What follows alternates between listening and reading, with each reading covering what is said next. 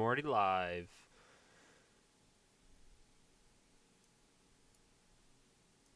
Well, how's that a problem? We got it out now. No, I would rather not do it, so you have more time to play the game. Nick just opens an Amazon tab. All right, time to look for more dice. More like you lose some, not as bad.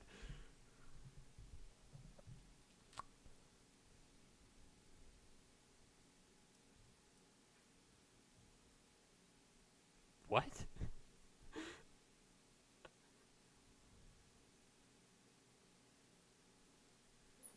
Sir, are you mentally stable?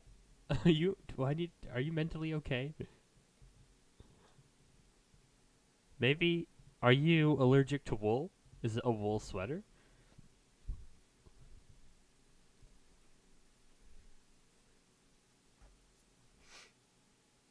The only time I ever get itchy is when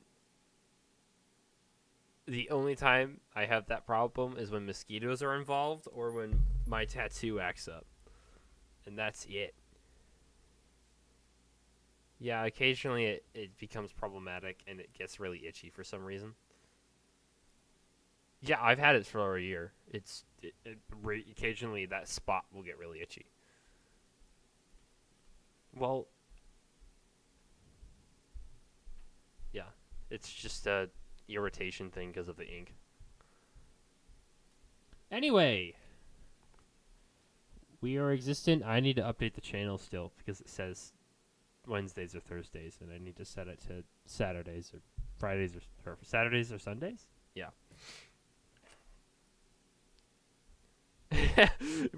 Sometime this once a week. No, not weekly would imply that it's repetitive on the same day.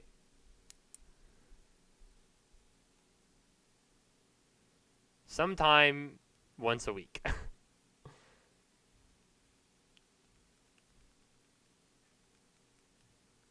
Joke's on you. This story has been in preparation for like 3 weeks. No, because I won't be here. Yeah, I'm gone all next week, so can't do D&D next week.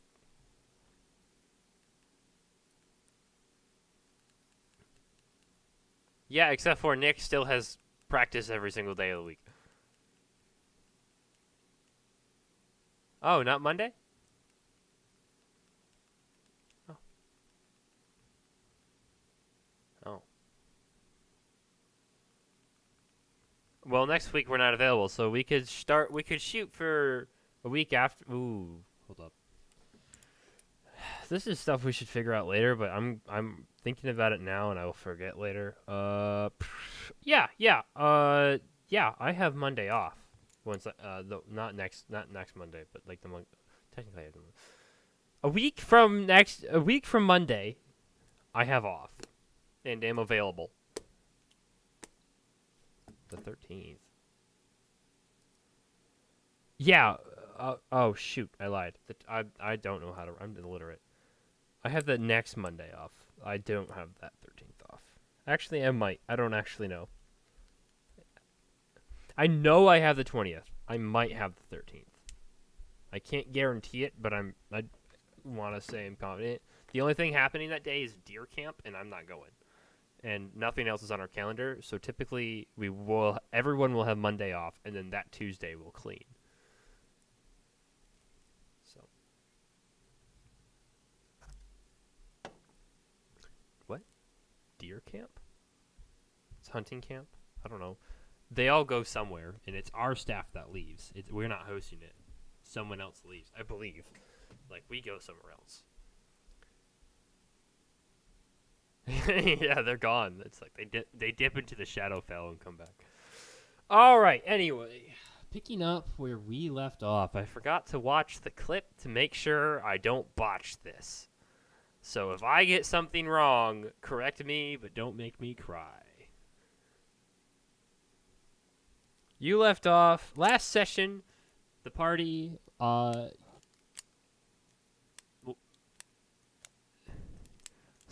Last session, the party was found by the clasp and sent to go deliver a letter to the leader of Kymel, the magistrate. There's another word for it that I don't remember. Starts with an M. I confuse the two. Anyway. Huh? No. It's close to magistrate. My brain confuses them. Yeah. Anyway, the ruler of Kymel, if you will. And upon delivery, he freaks out and then tells you that the only thing he can do for you is that there is a meeting of the heads of the Myriad happening in their casino in 3 days' time.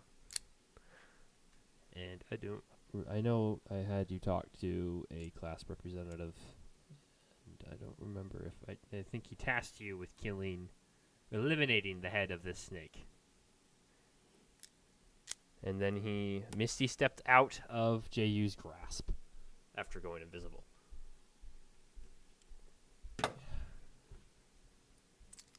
Yeah, I meant to watch the clip, but I didn't.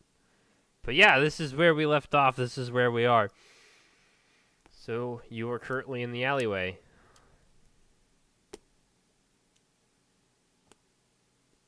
Oh, shoot.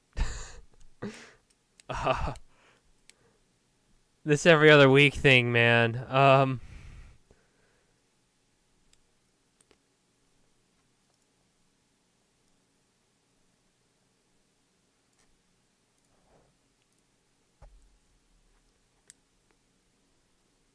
And say it'd be the afternoon.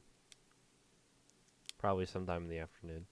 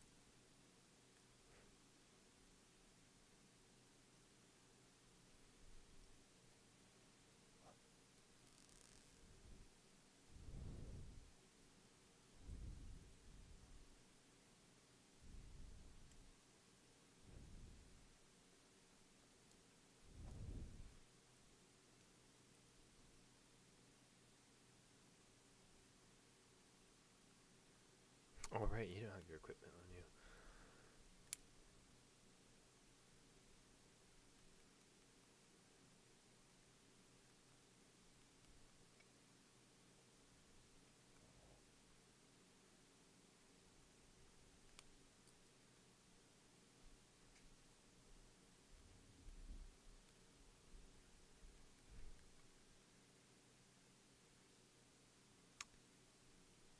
Just to double check, everyone leveled up to 5, right?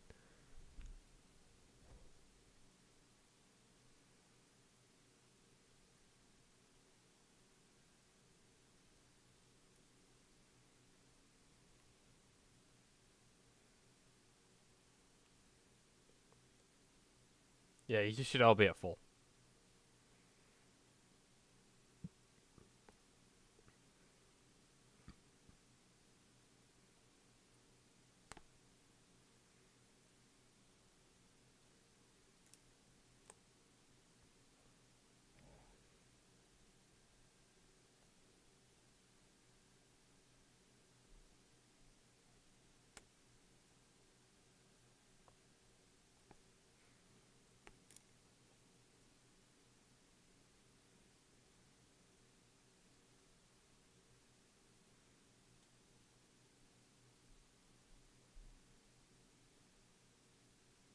When did you get cheese?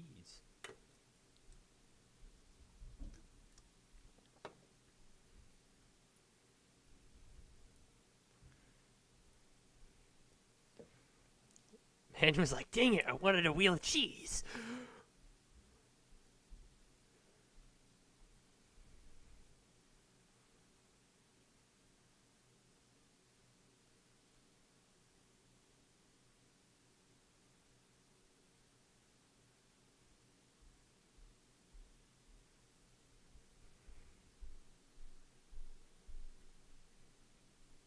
I think he said that before you left.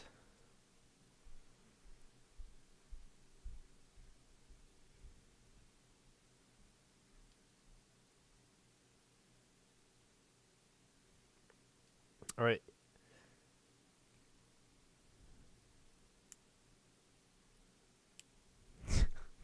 Oof.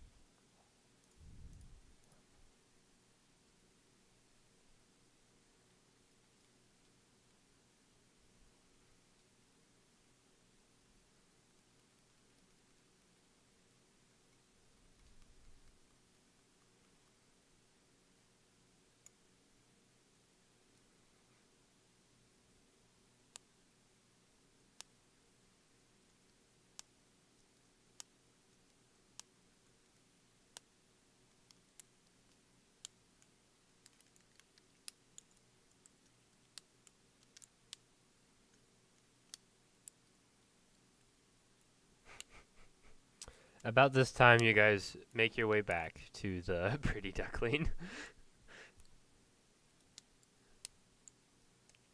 I was waiting for that opening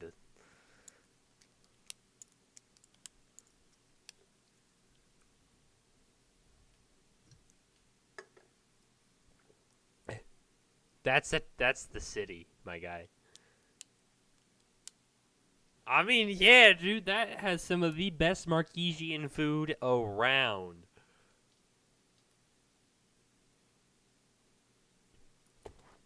You have not so much drugs, but you have some much drugs.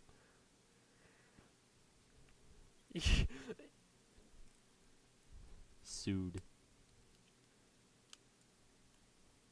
Sued.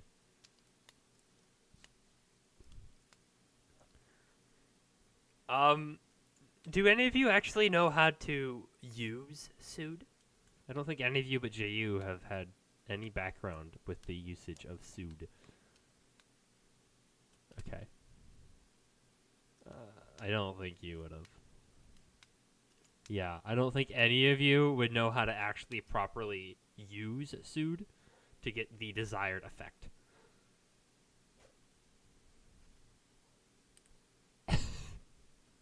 Shakes it like a protein shake? Nah, bro.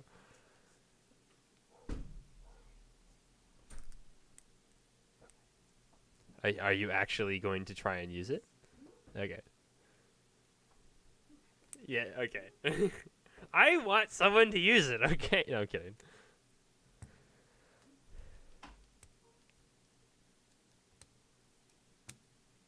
What's your background?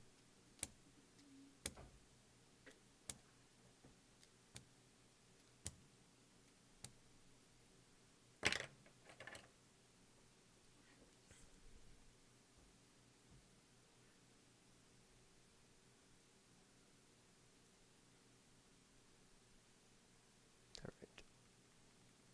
Forgot all of my NPC accents.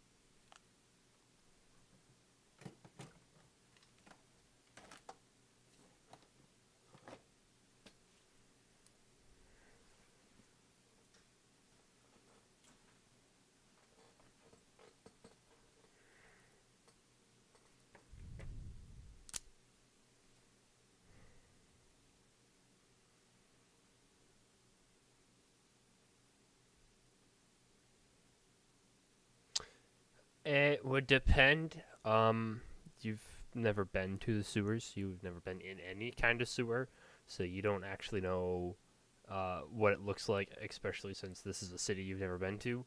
There might be and there might not be. You don't. You're not 100% sure.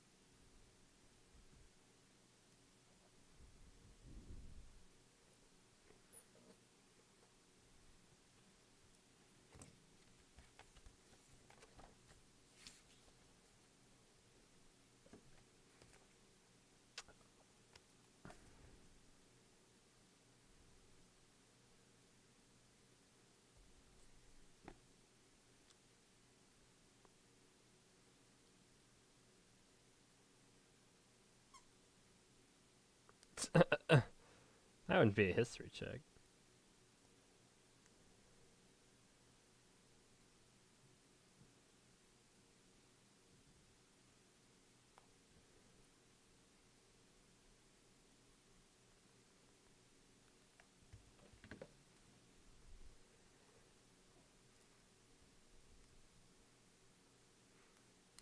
You guys are heading out of the tavern now? Alright.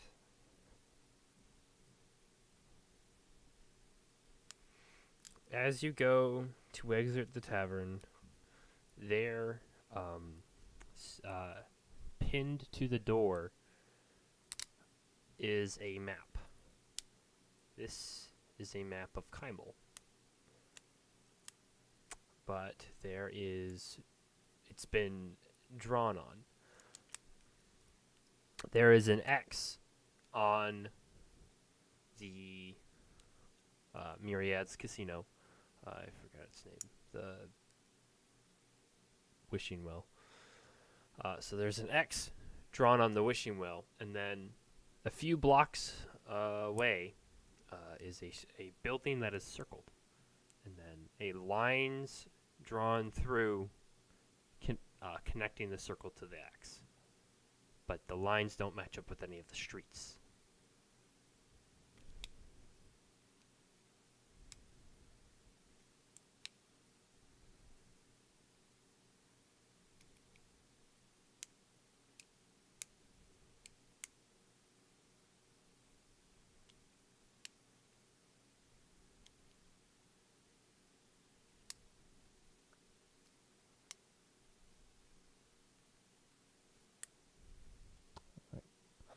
You guys spend the next 30 minutes walking through the streets of Kymel on your way to this building of sorts. And as you get there, you notice that the neighborhood is changing. The streets are not as upkept. The houses are not as nice. And it looks to be less and less people around as the closer you get to the Wishing Well. It's almost if something is forcing these people out of their homes or taking them from their homes. You're not sure which. It's just the housing area here is a little not right. And it's quite obvious that not a lot of people are living here. And as you get to the house marked on the map, you notice that it is boarded up. All the windows are boarded up. And it looks like no one has been here in a very, very long time.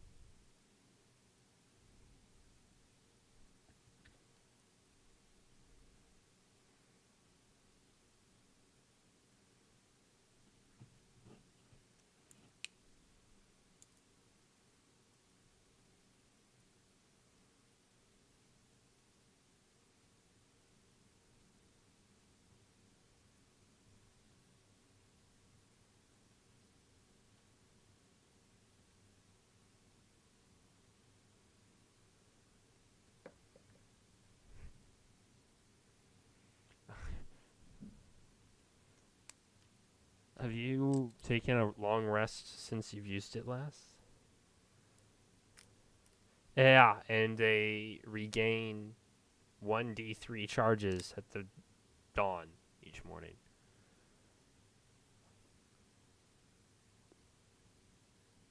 Okay. I know you have, I just don't know. But you used 2 of its charges, so I wasn't sure. Or 1. I guess it's fine. Never mind. I thought you used 2. Never mind. Don't worry about it then. You would have gotten at least 1 back.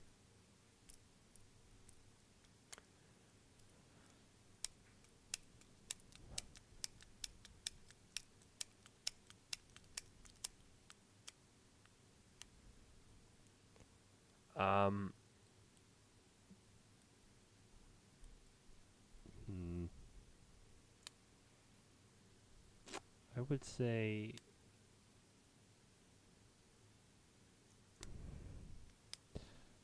it points to the house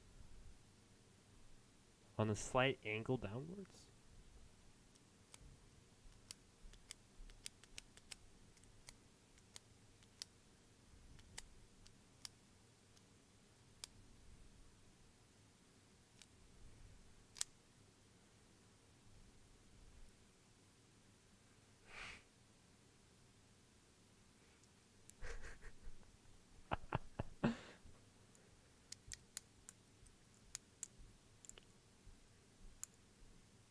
is square building. Boarded up windows all the way across. Not upkept yard area. Like, just the whole house is just kind of like, eh. No one's been here in a long time. But there is no outdoor cellar.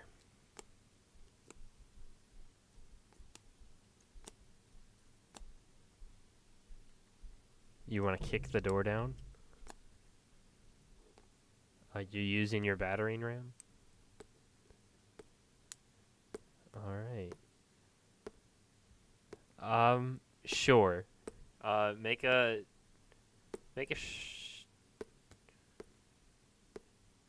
too late. Make a strength check with advantage.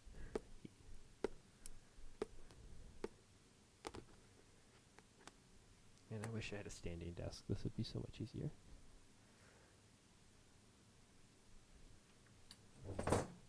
Yes, with advantage.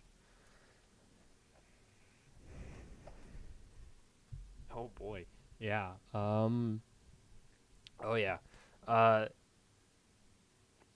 As you are doesn't matter. As you're asking if they should check to see if the door is locked first, they rear back the battering ram, and then you hear whack as the door just right on down.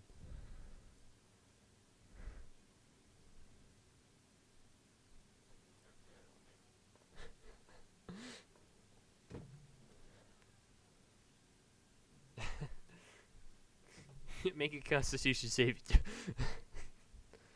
All right.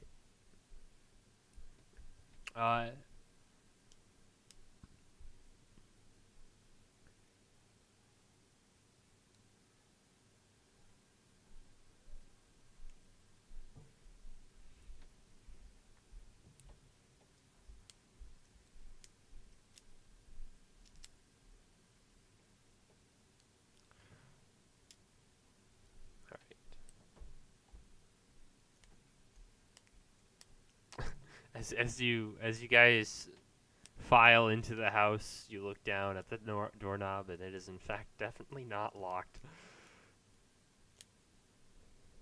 Yeah. So looking into the house, it's just your basic floor plan house. There doesn't appear to be an upstairs, and yeah, it's just kind of like a. You got your kitchen, your small living area. You got your your 2 bedrooms, and then your yeah. Oh, right, yeah. Yeah, sorta. It's hard. It's not it's hard, but doable. The boards on the windows aren't perfectly sealed, so there's cracks of light coming through. It's dim light, but you can see. It's just hard. No, there was no stairs that went upwards.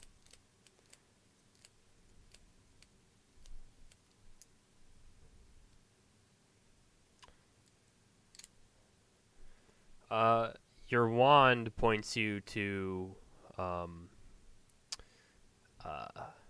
the living area, where underneath a chair appears to be a trapdoor.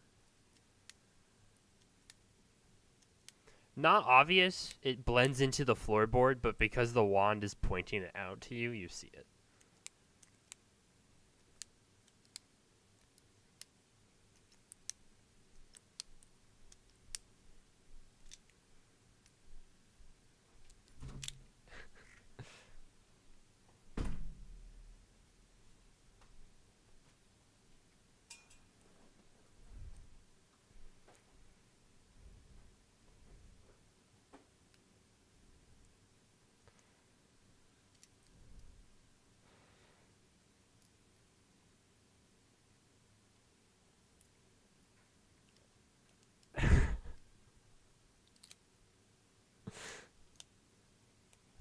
So you move the chair. All right, make a strength check. That chair is insanely heavy. Like, it has to be made out of solid steel or something.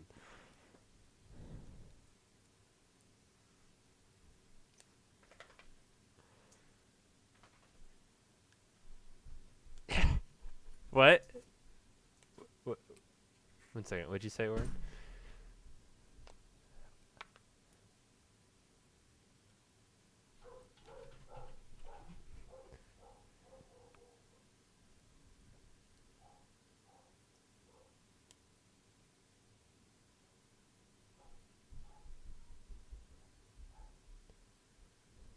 You just kick the chair. It just kind of right on over. It's the basic, normal wooden chair. The only reason I made him roll is because he asked for help on it, and I was like, if he wants a help action, he can roll.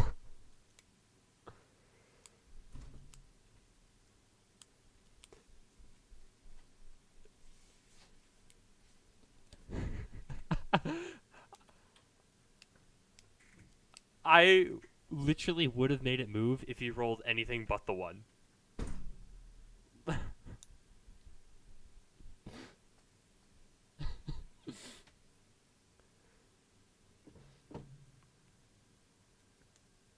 Yep, without issue, it pulls open. It's not locked. It's free. It's just... yeah, there are no lights down there. It's in fact dark, but all of you have dark vision except for one of you, so...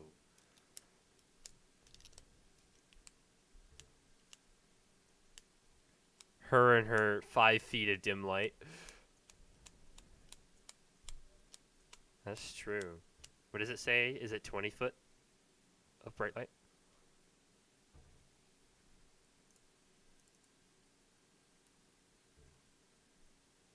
The produce flame spell should tell you. I know it does. I'm gonna say it's 20. No, it would say in the title, like in the description, not in the range area. Oh, 10 foot of bright light. Okay.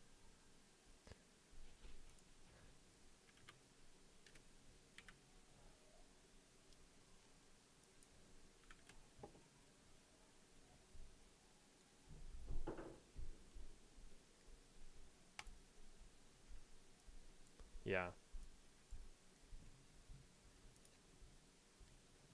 She produces 5 feet of dim light, but that'd be thrown out. It wouldn't be addition to the cantrip because it's brighter than her, so that 5 feet's overshadowed by the flame. Because the dim light's centered on her. Yeah, it's like the candle's not doing anything because of the one. Yeah.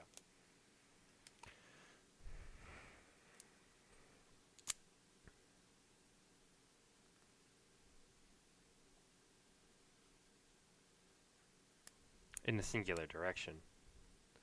That is directly in front of you.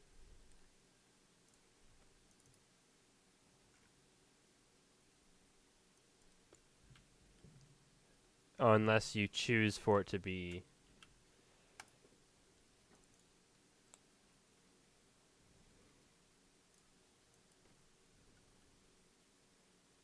What's the low light?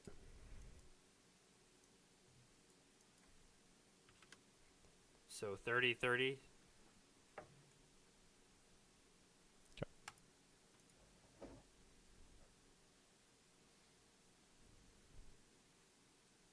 Gotcha. Gotcha. Alrighty then.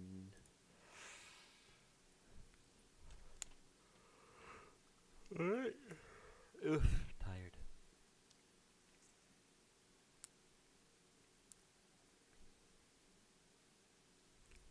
Okay. You guys file down the ladder into the sewer.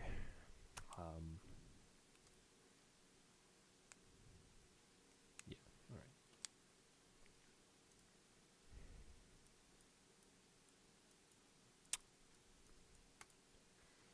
alright.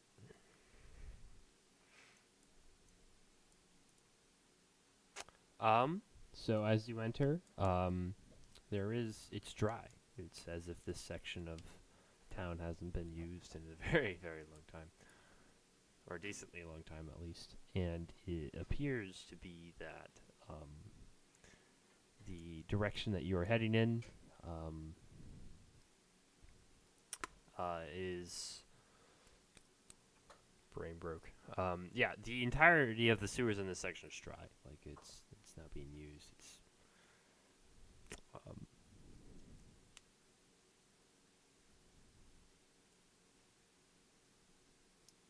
It's essentially arched stone up. The wall, it's made of stone. Yeah, it's all stonework. Yeah, there's about a foot drop to where water would be, and foot and a half drop to where the water would be, and then there's two paths on each side where you could walk. But walk down the middle or up the side. It's up to you. There is no water anywhere.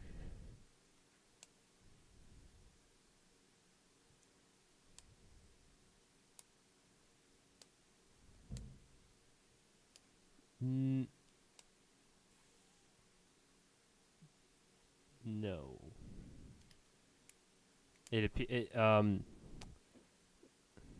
Okay, I didn't have an entire sewer system built in my brain. I had half of one, and I ran out of time for that. All right. As you turn around to look, rocks have fallen in, and it is completely boarded off, essentially from going that direction. As if these tunnels haven't been maintained in some time, and it appears to have just caved in. But that's okay, because it's not the direction you want to go, or at least the map is telling you.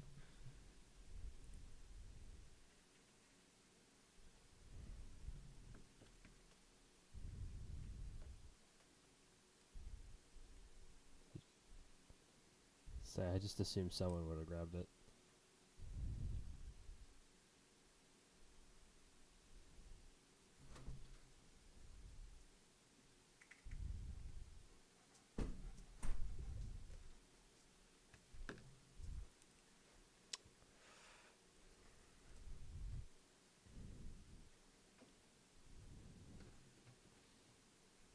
All right. Okay.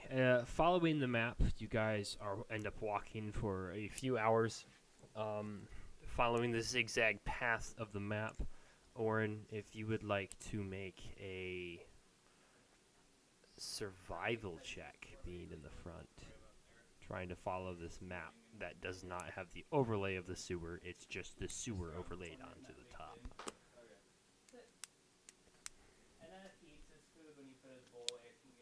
All right. Yep. Without ease, you guys, Devin follows this to a T all the way through, and you guys come to a sort of crossroads kind of esque. It looks like a junction point, so you can go straight left or right or back.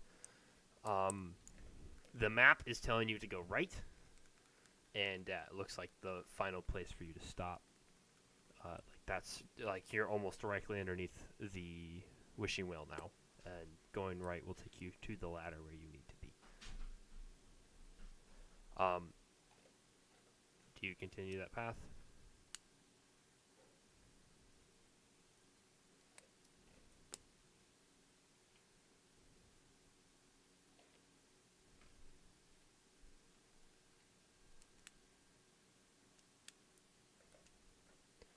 I mean, a decent amount, like 4 or 5 hours. You had a map, you're not, and you weren't far from it.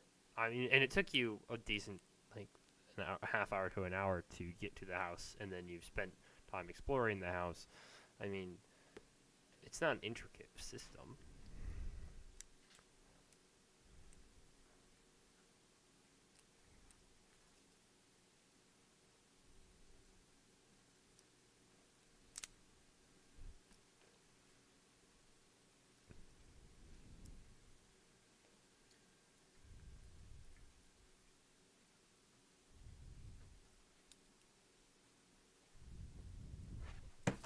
That book.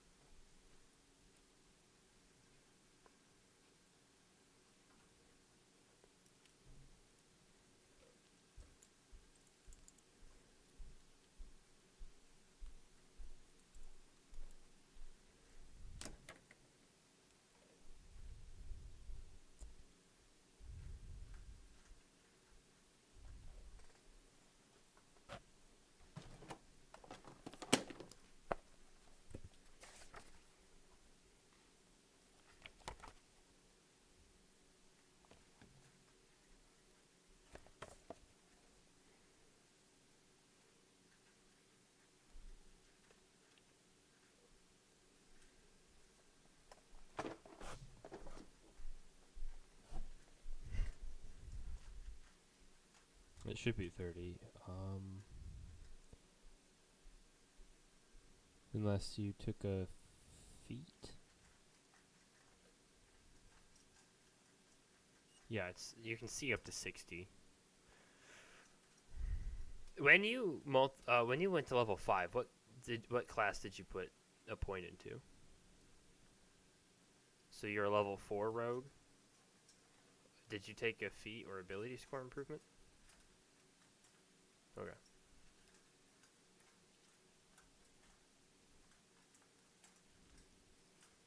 Alright. That's fine. Alright. Alright, so you go scout ahead that path to the right. Okay. Are you stealthing or are you just walking ahead? Okay. You are a person that gives off light. And there is nothing directly to hide behind in this dark tunnel. So make a stealth check. Disadvantage.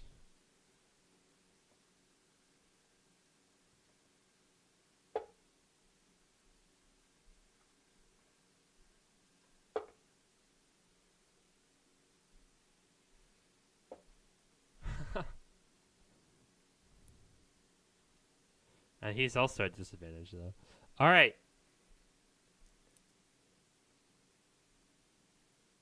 Oh, I guess it would have been the first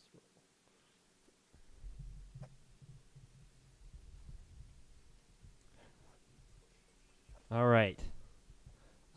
As you make your way forward, trying your best to be as quiet and gym yourself as much as possible. You hear what, you hear what seems to be some sort of chatter up ahead. Someone talking.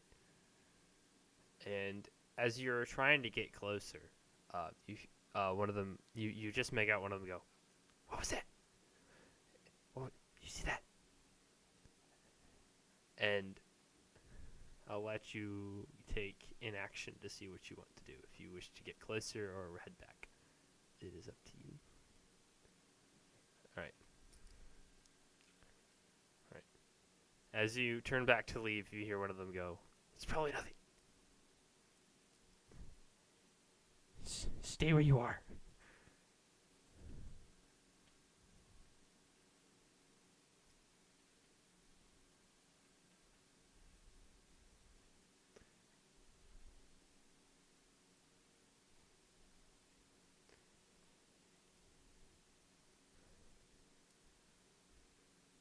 Bro, you didn't get me any pizza? What the heck?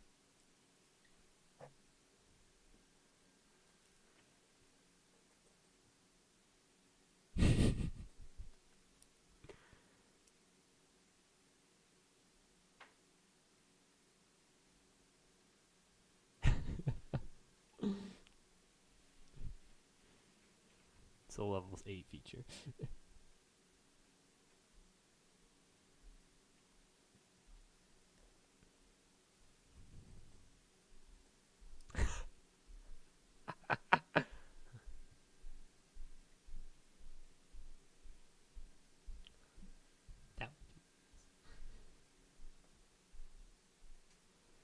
Man, this guy really just wants to go shopping. You know what? He misses. Nah. He just misses. He misses Eris. Let's be honest. He misses Eris. Eris is his favorite character. Don't let him lie to you. Eris is my favorite character.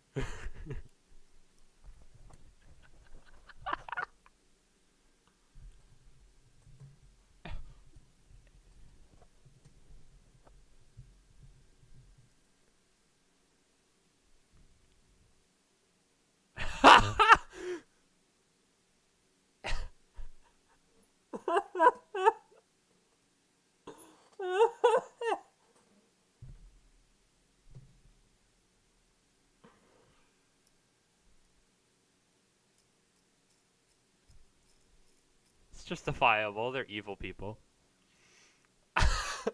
Breaks into the vault. Where's the coin? All right, what are we doing?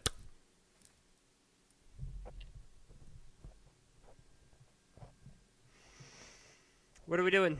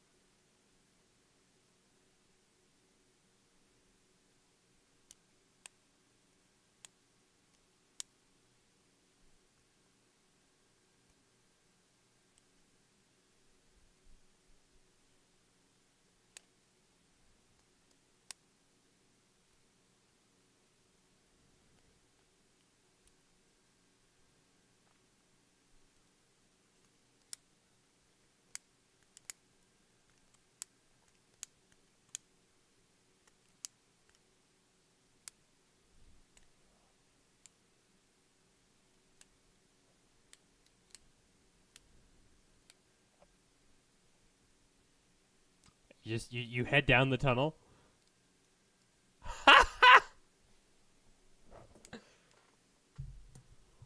You're gonna run the whole way. Do you guys follow? Well, no, you guys are like already there. Like it was not like a 4-hour trek to go check down the tunnel. It was like a minute. It was like a 3-minute stealth run.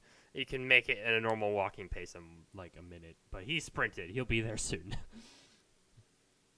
Bromette. Chew. Yeah, the Myriad.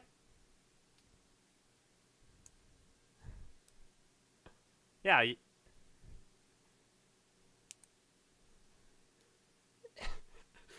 All right. As you approach Jehu, you see 4 humanoids sitting. Humanoids. Bipedal creatures. Humanoid. I don't know. You're not close enough to see what race they are.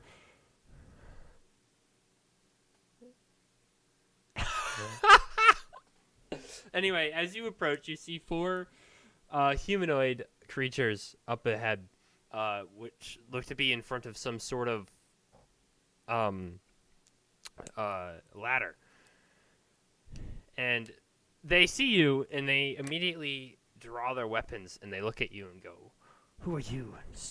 What are you doing here?"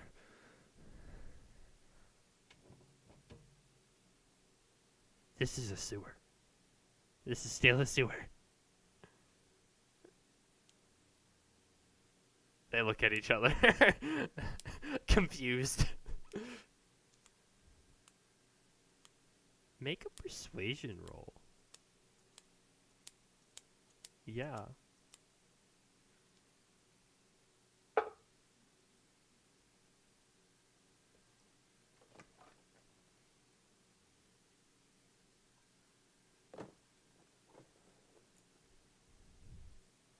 Nah, he was ahead of you.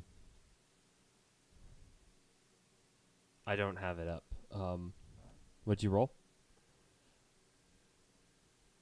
A 30? How'd you get a 30? How do you have plus 11 to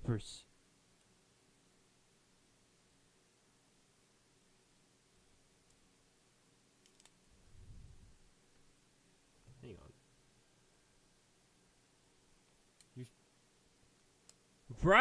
Right. Yeah, you're level 5. Your proficiency bonus is a 3. But that should make it still. Do you have a 20 to. What? Hang on, I'm still.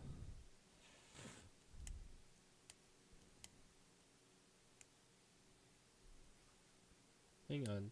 Your proficiency bonus is 3. His charisma is a 4. You should have a plus 7.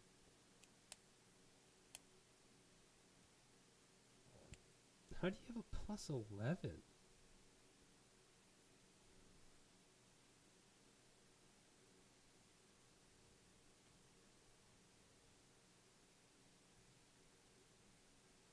Where'd you get the 11?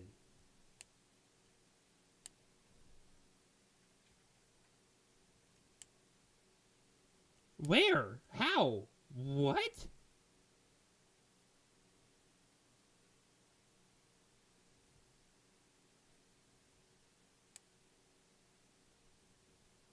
Skills. Performance and persuasion's 11. How?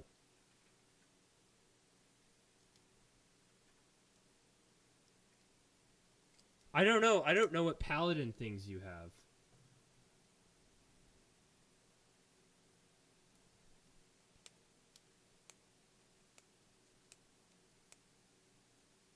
No, I want to figure out why it's an 11.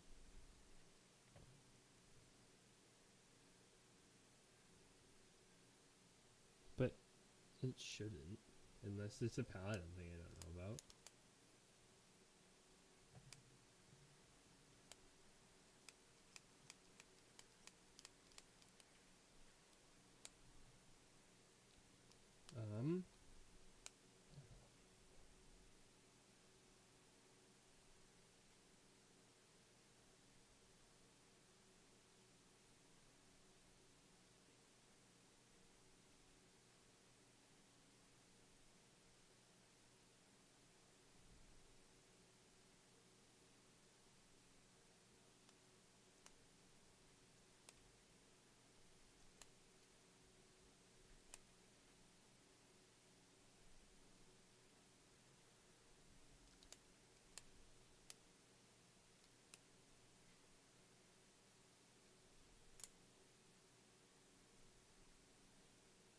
No, that's just strength. Yeah. I was like, you should not have. Either way, 19 is plenty. They don't put their swords away entirely, but they look at you and like lower their weapons and go, "Okay, how? Why are you here?" By this time, the rest of the party would have caught up to hear that part.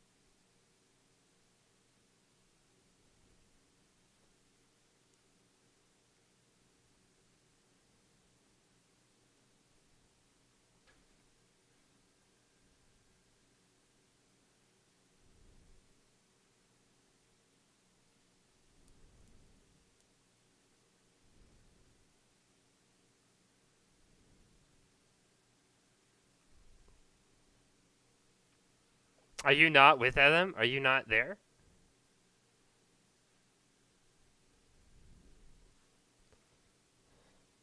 Oh, so you're trying to hide in the darkness behind everyone. You're a hood lantern.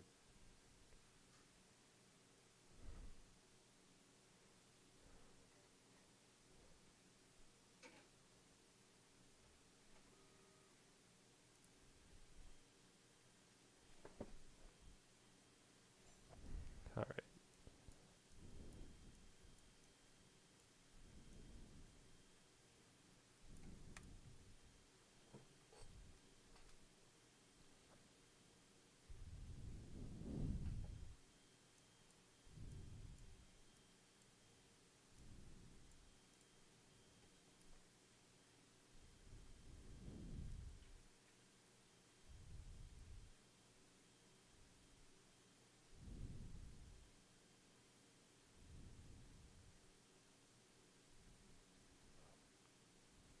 Mr. What'd you say? What'd you call him?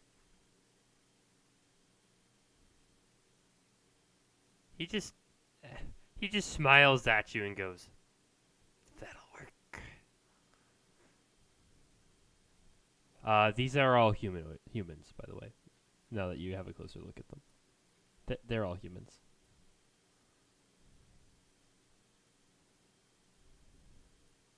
No, it's fine. He is not offended. Make a deception check, by the way. Deception.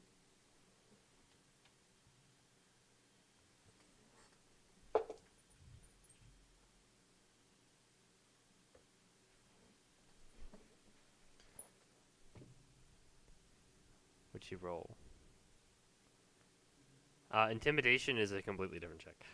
He looks at you. You're gonna want to start telling the truth before things start to get a little hairy. And they raise their weapons back up. Natural 19. Yeah, except for the reasoning you're in the sewer.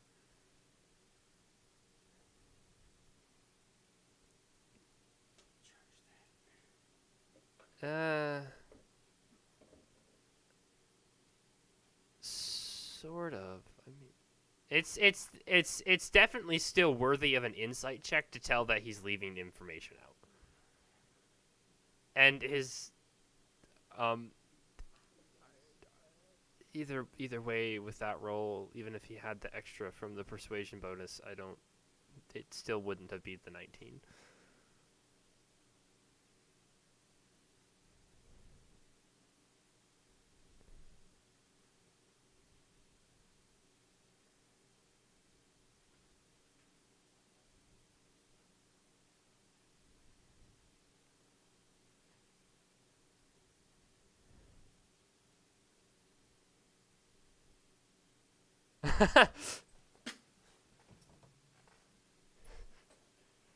How do you try to look intimidating?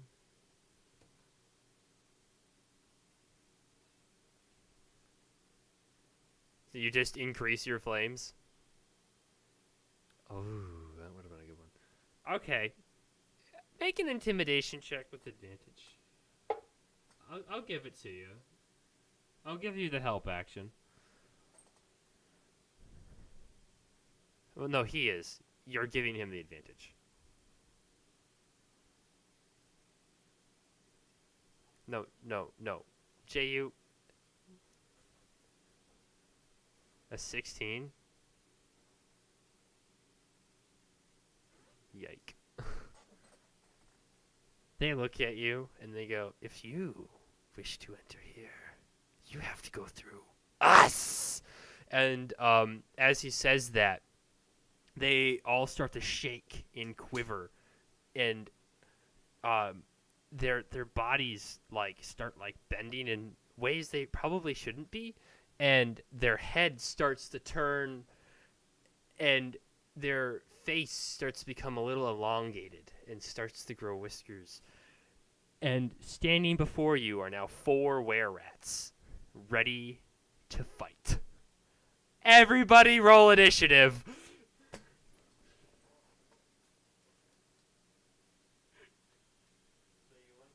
Nope! Dude, you said rats, and I hid my face behind my microphone.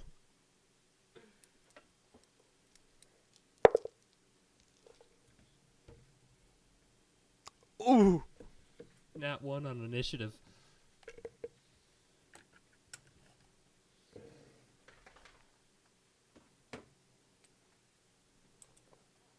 Nat 1 on the initiative roll.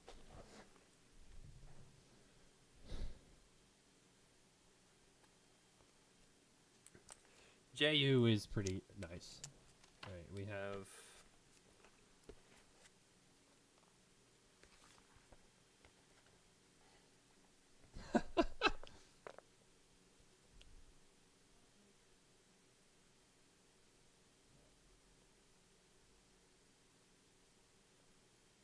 So we have Kaylin, then we have Morgan. Well, I rolled a nat 1.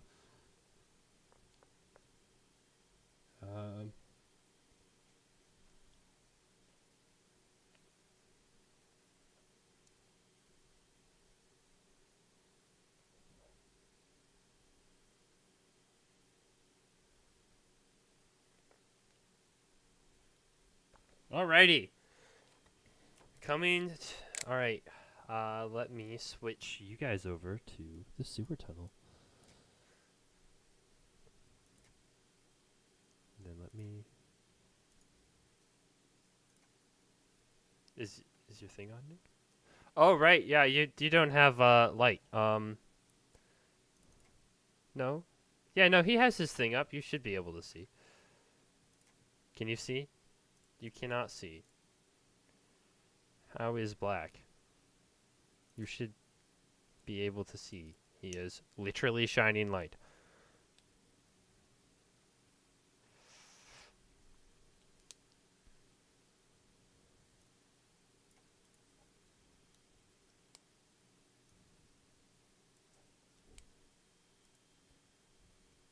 Okay, well, for the sake of everyone being able to see anyway, I'll just turn daylight on. Can you see now? Okay. Is your dark reader on?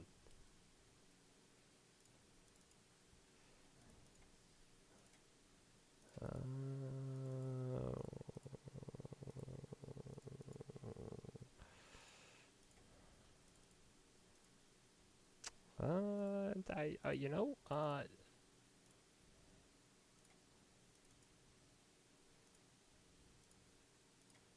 I set only one of the characters because in my brain cell I was testing this and thought so I used that one person as my test subject. Can we all is the light still existent? Can we see all the things? There should be 4 of them.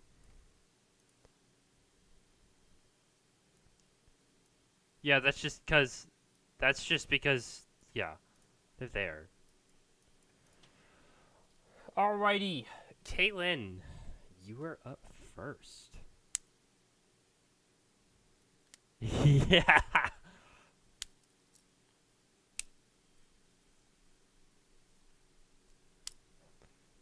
Average. What if he has a 3?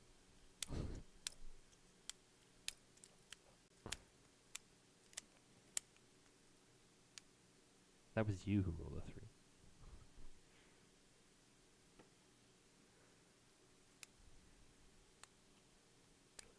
Ice Spike. Wait, what does that do? Ice Knife. Okay. I do not remember its effects. 18 to hit. Okay. Yeah, that hits. And then the guy next to him has to make a saving throw? Or he makes the saving throw? Okay.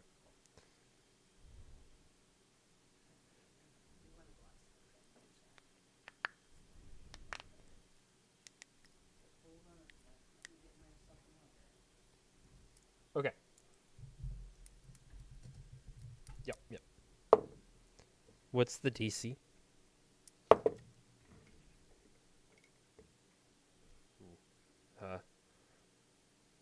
Okay. A 16 and a dirty 20. 12 plus 4. Yeah. So he takes 4 piercing damage.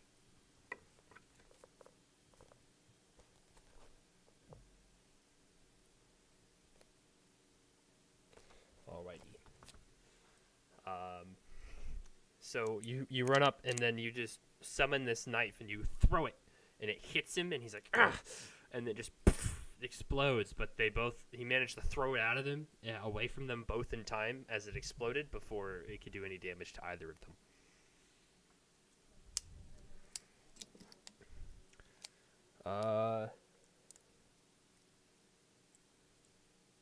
Okay. Morgan, you are up.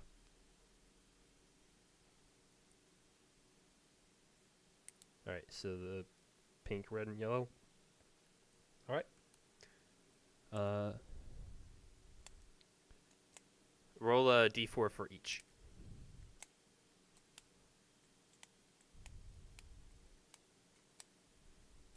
Alright, I'm going to go down the list. So pink will get 2, and then so on.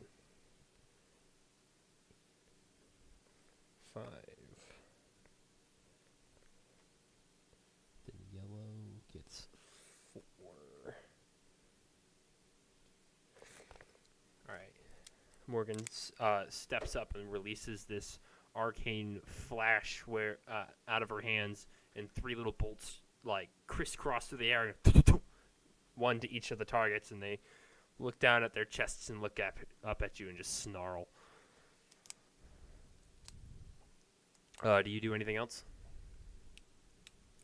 All right, that ends Morgan's turn. J.U., you are up.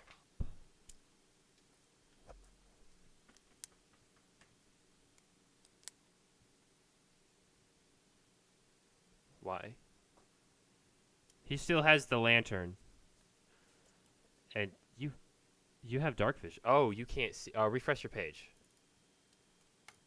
Um, you have your vision and your dark vision on. You have your thing on. It doesn't say you're in the Roll20 thing. You are now. Can you see still? Really? Do you have a Chrome extension that does dark mode? Okay. That.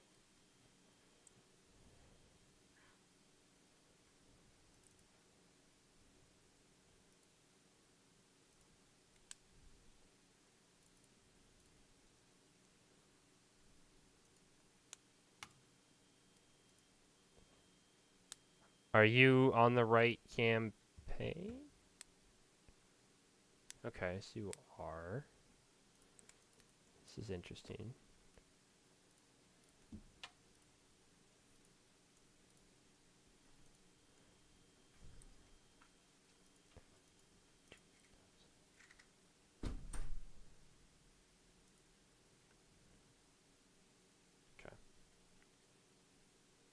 Okay.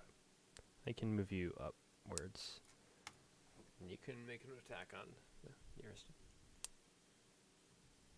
Really? That's...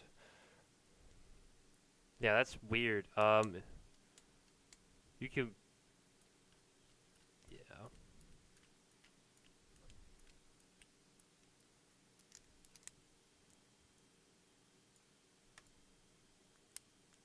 Okay, make an attack roll. That hits. Roll damage.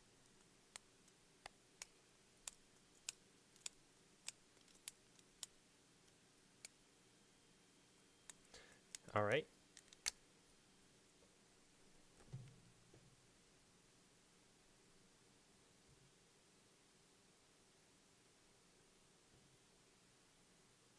Okay.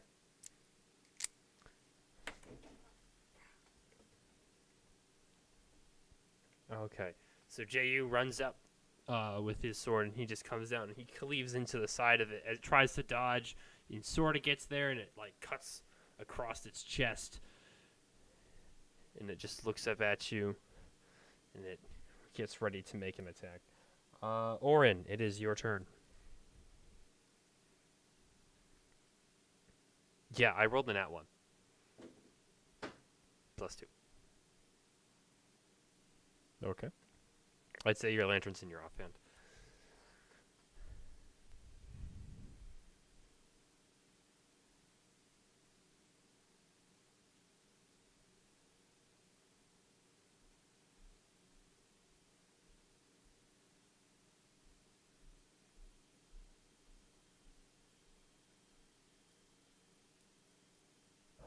Which one? What color one? Okay. Yeah, that hits. Yeah. Oh my gosh. Yeah. Orin runs up, and as he's running, he throws his hand out and releases this yellow bolt of divine-like energy, and it smacks into it and sears its way into its chest, and it just like disintegrates a hole in its chest, and it just falls back. It is dead. Dang, dude, dang. 13. 4d6. Yeah. All right. Is that your turn then? All right. The other three watching you kill his friend. This one's gonna run up to you as you killed his friend. This one's gonna run up and around to Kalen, and you're each gonna get 2 attacks on each of you. Because multi-attack, baby.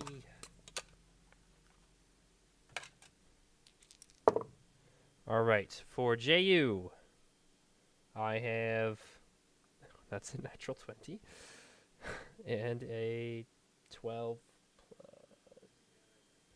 I'm 6 does a 14 hit. I think not. Okay, the other one's a natural 20 with the short sword, so that would be 1d6. Beat him up. All right, you're going to take um. Whew, that's really high. 12 points of damage as it brings its short sword and finds this opening in your armor and tries to strike, and you try to move out of the way, and it just barely catches you and like cuts you real good there. And then he goes to bring up to punch you, but he lands his fist right into the metal of your armor and just reels back and shakes his hand. Oh my gosh. All right, Kaylin, 2 against you. You said 18? Dang. Okay. Well, I have the 18 and an 18, so that ended nice. Different numbers, but +4 and +2 go burr. So, alright, that's a D8. I want this one. Okay. Wow, max damage with a D4. Alright, so max damage with a D6. Alright, so he takes his sword and he goes to swing into you, and you try to deflect it with your hand, and it causes it to scrape against the side of your shoulder as you take 8 points of slashing damage from the short sword. And then he reels, and as you are trying to deflect the short sword, he comes in and he punches you right in that same shoulder that you just got hurt, and you're going to take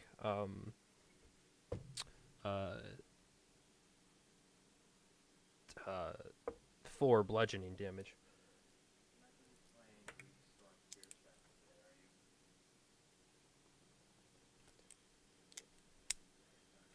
I have not rolled yet.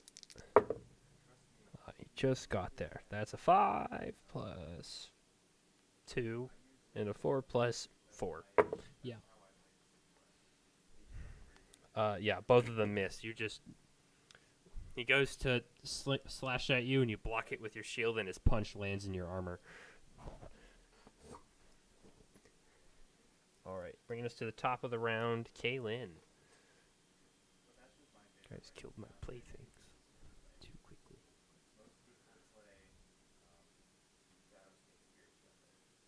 Oh,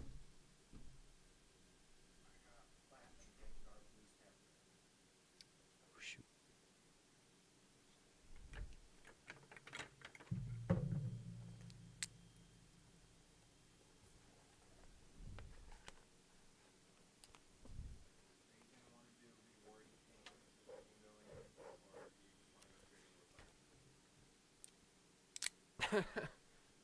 What a favor.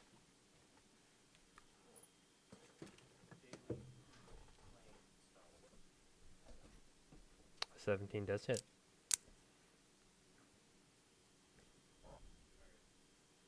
Yep. Which one? The pink one? Okay. What? Okay. What is the damage type then with this? Force. Okay.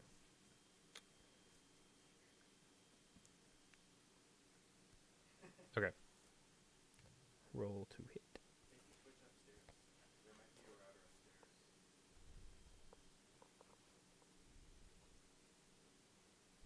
All right. Yeah, it doubles the die for you. It doubles the dice rolled instead of. All right.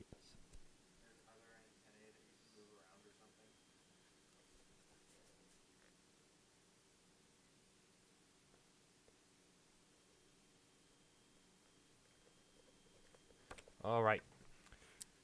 So you just unload a fury of punches right into this thing, just bam, bam, bam, and it takes the shock, but it's resilient. You know, you've hit people before. That should have done more than it did.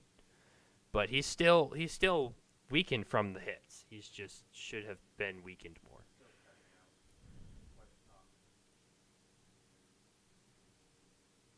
Oh, what is the choice you can make here? For it again?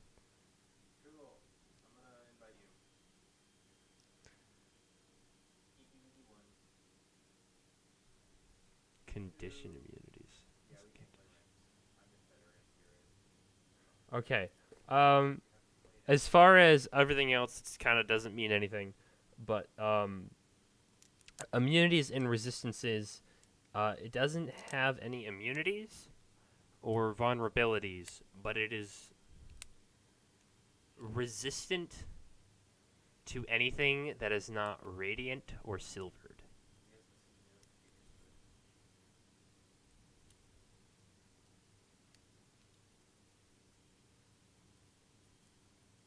I'd say you could say something real quick as a free action.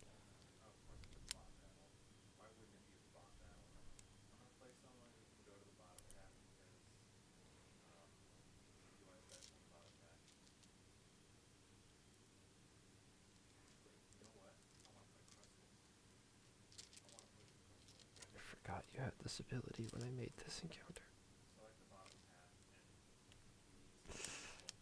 All right, Morgan, you're up.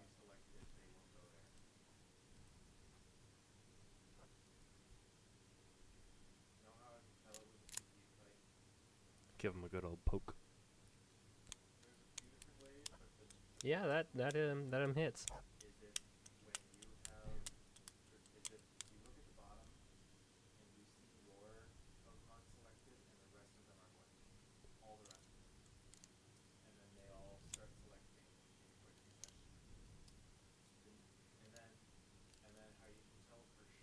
Okay. To the green.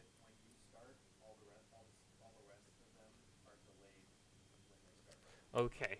Yeah, you stab into this guy into what you would assume would be a weak point, and he he reels from it. But again, that should have done more than it did. Like that was a weak point, but he was not hit very weakly from that. Do you do anything else? All right. Ju, it is your turn.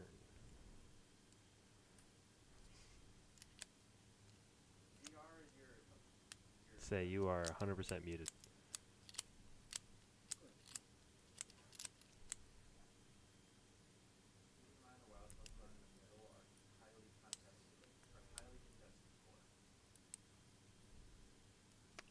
Right, yeah.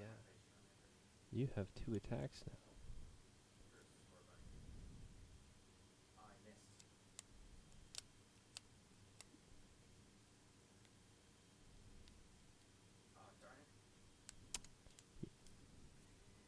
Misses. You go to swing and he takes his sword and he parries you off to the side. And as you come to recover and come up from a bottom swipe again, he takes his sword and he swipes it downwards and blocks with his sword upside down, pushes you off, and swings it right back up to the normal position.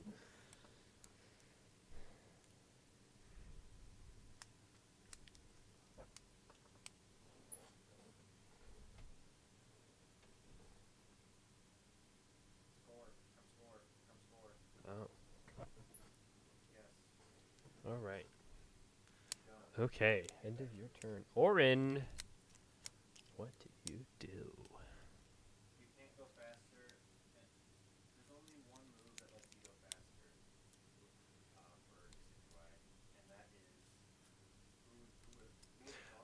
Only ranged spells would have that problem.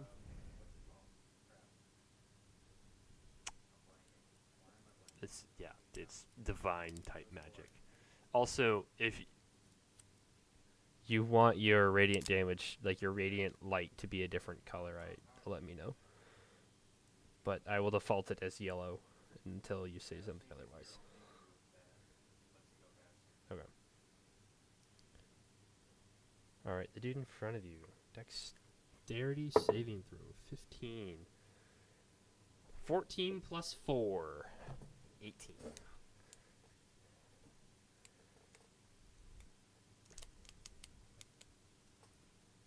Alrighty. Kalen, you watch as this guy in front of you that you like beat up. You notice that like his parts of him where you punched in that were like beat it inward start to heal. Like like all the damage you just did, part of it was undone.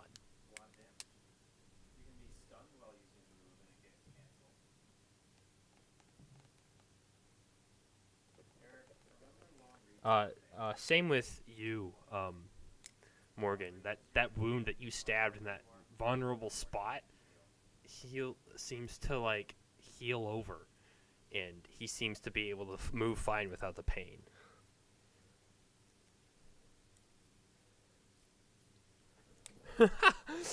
He's gonna hold this against you.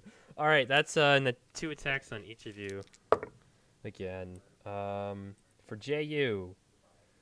Oh my gosh, I rolled dual 7s. An 11 and a 9. Those are good. Kaylin, a 14 and a 7. Oh, you have that. All right. Make that attack roll. I'm going to make my rolls on Orin. I have not rolled above 10 this entire thing. All right, you just bam. He goes to swipe at you, and you just push his sword out of the way, leaving him open, and with your offhand, you just boom right in the chest.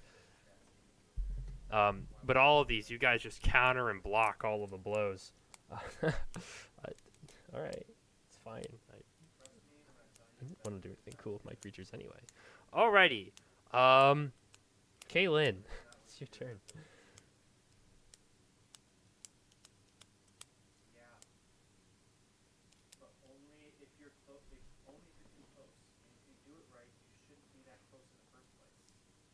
What is that? What spell?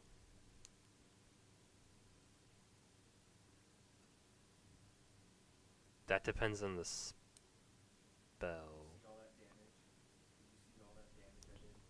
Probably. I just need to know what Tremor does. Give me a second.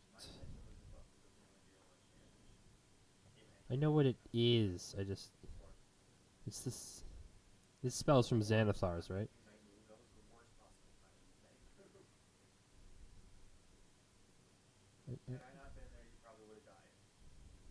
Can you not with the ads?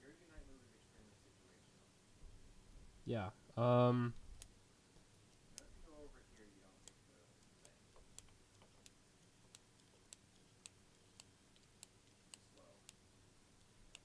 Okay. Yeah. I see it. It's from Xanathars.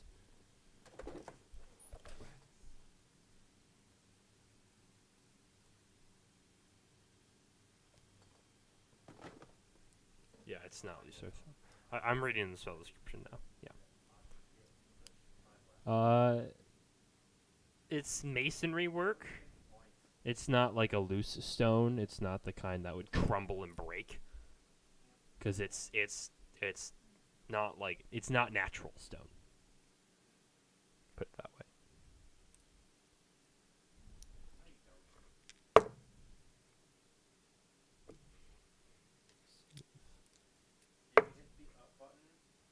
Okay. The lowest dexterity saving throw I rolled was an 18. Yeah, all of your party members would also have to make a dexterity saving throw. Yeah, I rolled, well, I have a +4, and I rolled a 14, a 15, and a 16. That's the only thing they have that's good.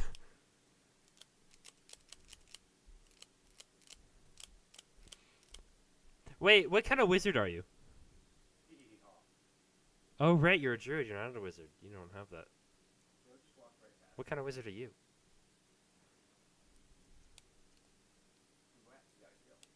She takes 12? So I'm not doing blunders in that kind of sense. So as far as tool durabilities and such, yeah. I wouldn't double her damage on a nat one, but I definitely would. Yeah, you're all you two are prone. Or all three of you are prone? No, or yeah? Yeah.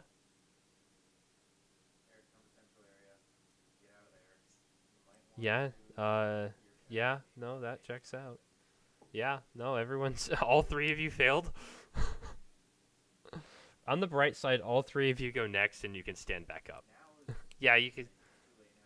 I, honestly, I'm not even gonna bother setting you to prone because all of your turns are next, and you can just spend your half movement that you're not gonna use anyway and stand right back up.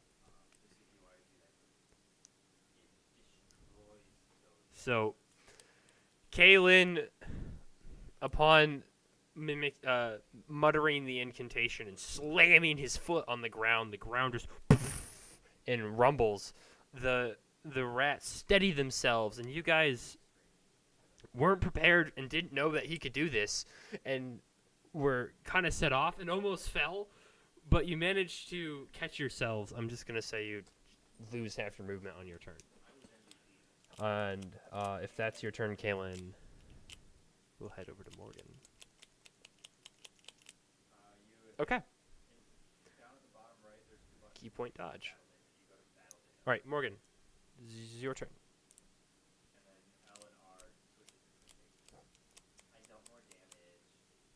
You don't know? It's not vulnerable. It's not resistant. Firebolt. Alright, well, it is a ranged spell, and you are in melee combat. You are engaged in melee combat. Either way, it's with disadvantage. And either way, a 10 would miss, even if you didn't have disadvantage.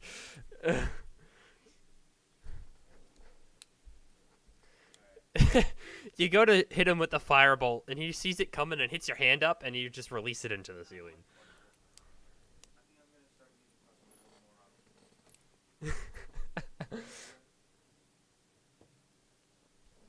Alright, JU.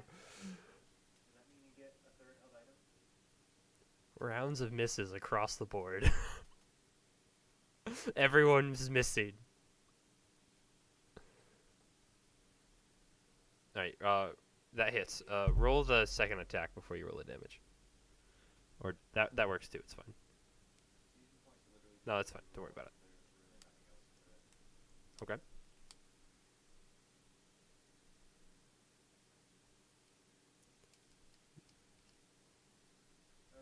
15 just hits.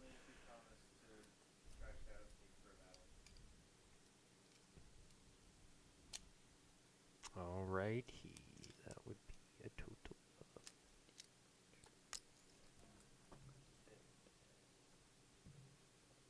of... Alright.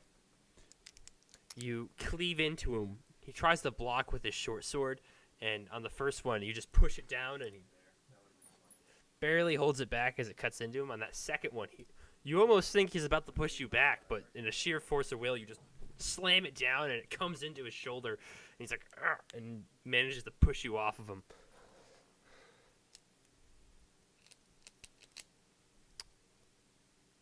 Does that end your turn? Alrighty. Oh, I did the math for that wrong.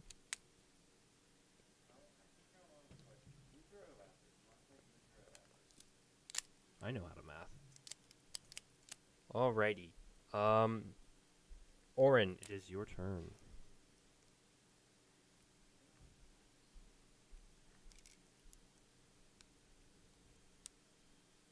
Oh my gosh.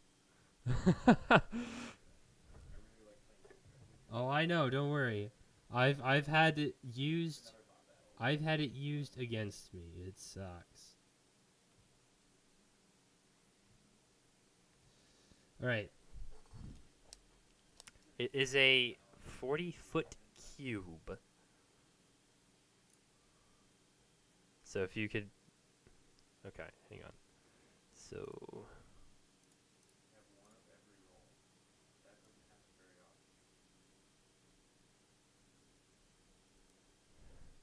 That is a 40-foot cube.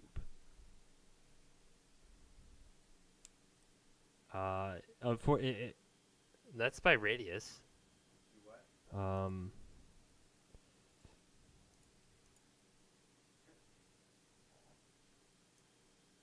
I mean, even 20 foot is like... But like... Oof.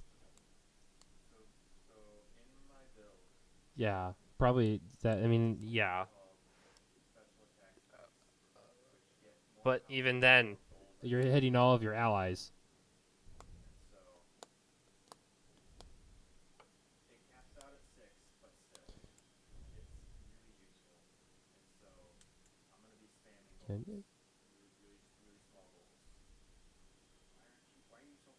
Oh, no, yeah, you're right. Must succeed a wisdom saving throw or be affected by the spell. Alright, what's your spell DC? That's my wisdom. Straight rolls, baby. 16, 17, 3. So the guy in front of you, or the other two, like, shake it off, and the guy in front of you starts to move a little bit slower. -2 to AC and Dex throws. Alrighty. Can use an action or a bonus action, not both. It cannot make more than one melee or ranged attack. Oh, I can't even use my multi-attack now. Meanie. Alright, bringing it to their turn.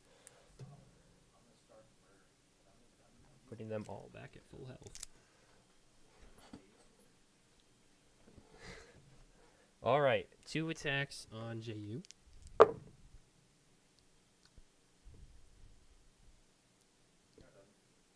Both of those miss. 2 attacks on Kaylin. At disadvantage because you dodged. First attack. Yeah, that's not going to hit. Second attack. I rolled a 1, and I rolled a 2. Like a 1 and a 2 on the dice. Oh my gosh. And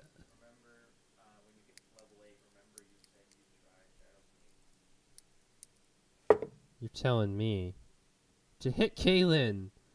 All right, now we're getting somewhere. This is a sword attack. It's a 19 to hit. It's the first roll above 10 that I've had this entire. Orin. Did I say Kaylin? I meant Orin. It's the green guy. I'm sorry. I mix you two because your characters look both like humans. Yeah, it is a 19 to hit you, Orin. Alrighty. Sword. You take 5 points of slashing damage as he stabs you with his sword. Very slow like.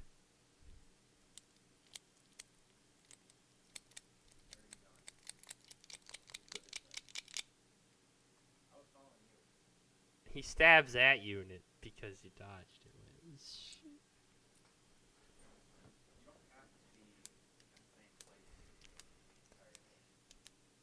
You managed to do enough damage before he regenerated his health at the start of his turn because you all went first. Anyway, Kaylin, it is your turn. You said you did 8 damage?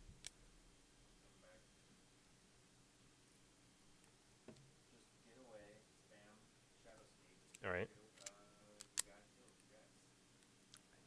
Thunderwave? What's the range on Thunderwave? I thought it was 15 cube.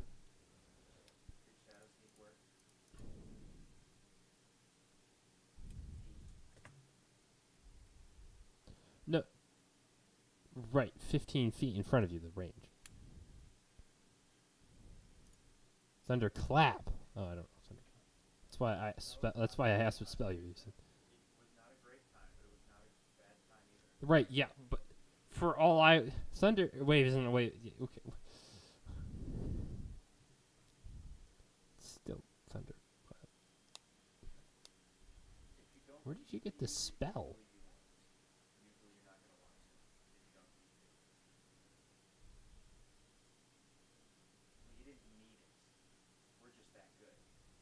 Right. But this spell is not from any book I've ever read.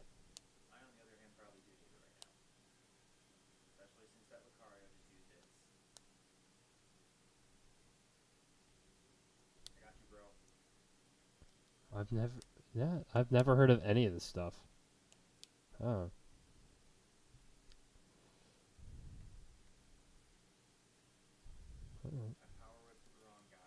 Alright, you said he takes 5 damage. Is he pushed back at all? I don't know what his constitution is. It doesn't matter. That's a natural 20.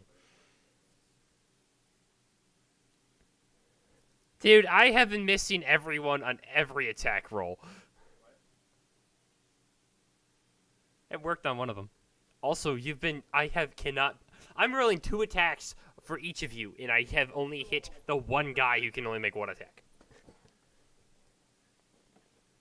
He takes the damage, though, doesn't he? Oh, it's a cantrip. You're right. Understand. Alright, that checks out for a level 1 druid. Alright. Key point or you normal punch? Oh, so it's flurry of blows. No.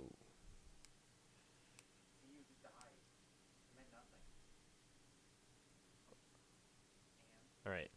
You go to punch him and he takes he brings up his sword and he just kind of blocks your fist with the first one, and your second one goes through, but it lands in his armor and it cushions the blow. Morgan, it is your turn.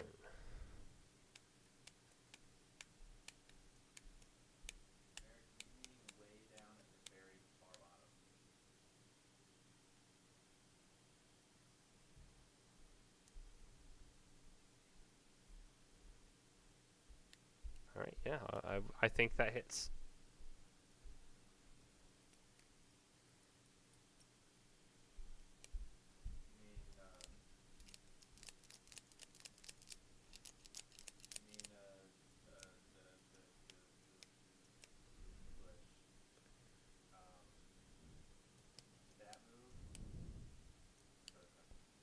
Okay.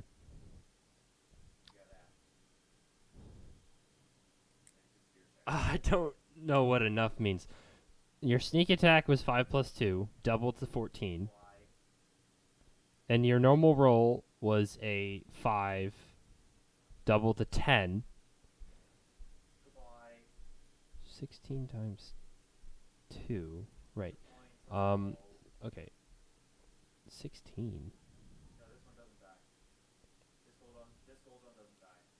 Right, you only double the dice, you don't double the modifier. So it's 10, 28. So, okay. All right. You find as you go to stab, and you notice that as he slams into Orin, you notice that he left himself vulnerable in a specific spot. So you take your rapier and you stab up on an angle into him, and he cries out in this horrible screech that a rat could make. And as you draw the sword out, you notice that should have put him almost on the ground. But he's still standing. Resistance. That resistance, man. Yeah. The issue is everyone's like missing, or it's just not damaging. I expected these guys still to die pretty quickly, even though I gave them regeneration. All right. Does that end your turn? JU. Well, in other MOBA games, your role, the attacker, is technically called the carry. That's the role name, carry.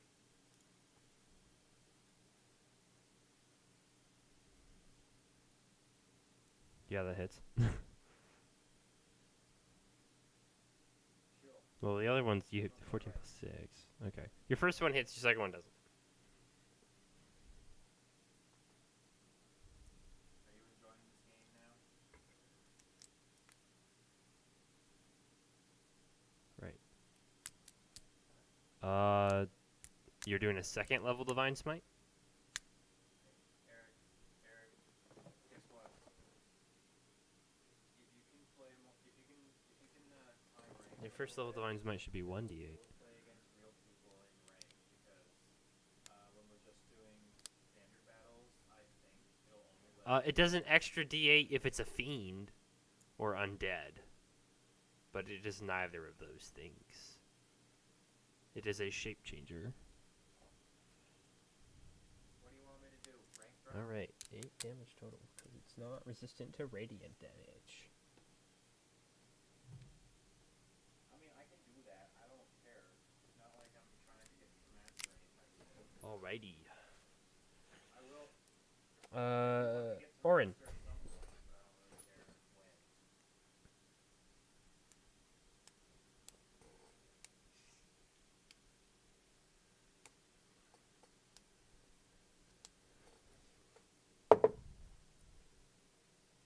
19 to hit. 3 damage. If I rank drop, Roll the 1. get ranked together, then you can come up to the rank that I'm in, up in veteran class. And that's not even my top rank. My top rank is ultra class. And ultra class is where the good people are.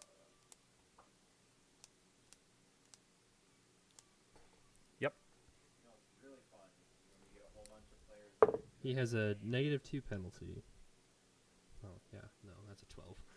I see how it is. You don't love me anymore. Would have been a 14.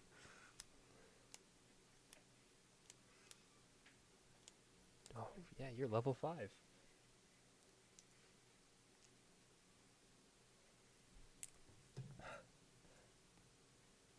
He's at 4 health. No, he was. Yeah.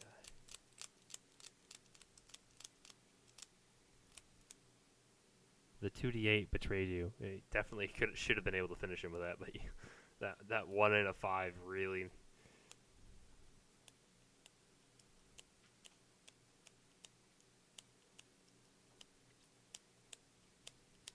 Do you have?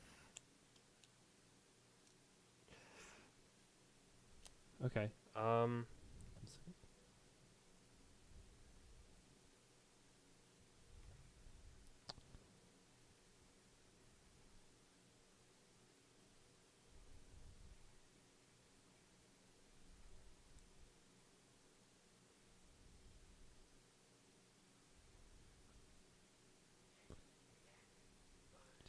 Okay. All right.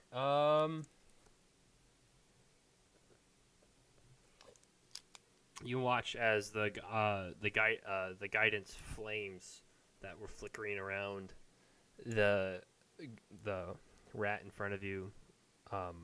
It as it is barely standing, it seems to wheel itself back up. It is bleeding heavily, but it is somehow still standing, but not by much.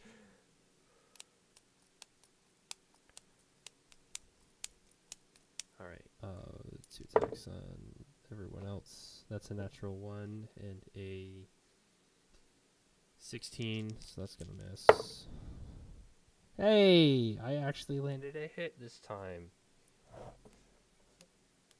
For Orin, an 18 and a what? Or I just did. It's a 18 and a dirty 20. That is true. Yeah. I meant Thalen. I don't. Okay, I'm trying. It is cool. You take as he slashes you with a sword, you're gonna take 4 slashing damage, and as he punches you with his fist, you're gonna take another 4 bludgeoning damage. And then a singular attack because he's slowed. That's a 5. Plus 4. Oh, that's an 8 plus 4. That's a 12. Does a 12 hit you? Okay. That ends their turn. Kaylin.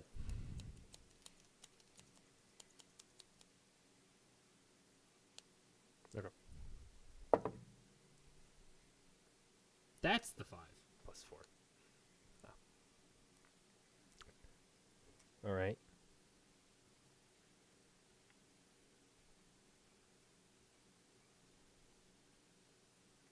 To hit? That will miss.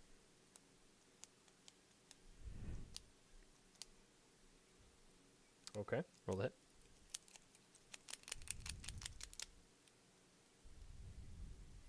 Yep.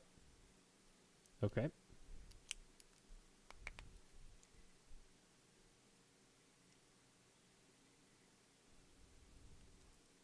You're telling me, man. Whew, dang. You just with one punch? You like slink away from the one in front of you, run up next to Morgan, and you just jump and slam your fist into its chest, and it steps back, not expecting this attack. It like doubles over and is like clutching its chest, trying to breathe. All right, are you gonna key point or are you gonna normal attack? All right.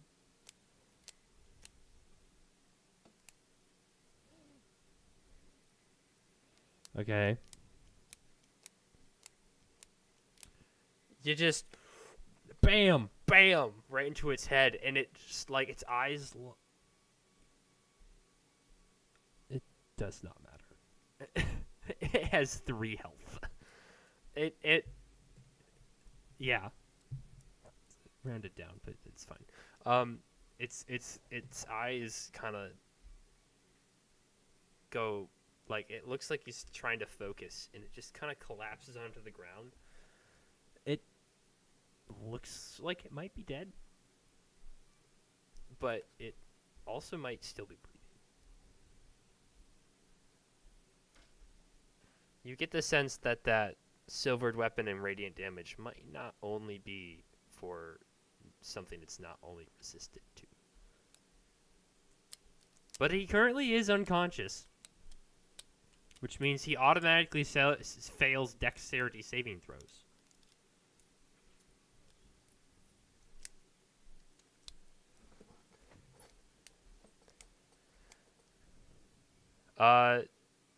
You can get a quick word in, but you've used your action bonus action, so something quick as a free action.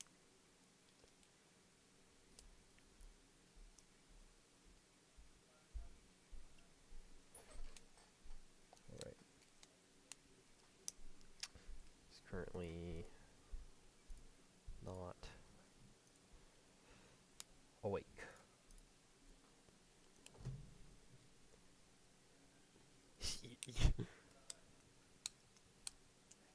Yeah. He knocked him out, but they can only be killed by they can only be killed by silvered weapons or radiant damage. That's why you killed my first guy immediately, because of your stupid guiding bolt.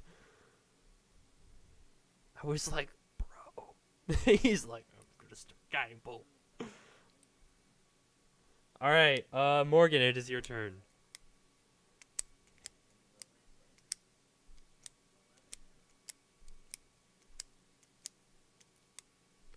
The yellow one or the pink one?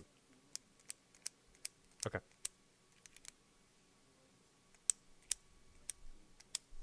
Yeah, that hits.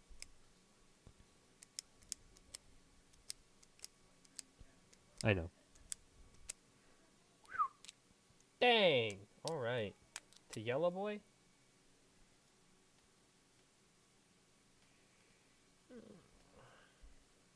Yeah, okay.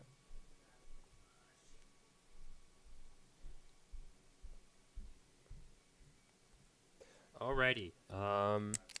Does that end your turn?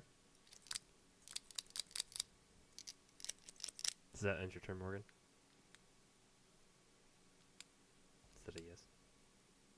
Okay. Alright, J.U., you are up.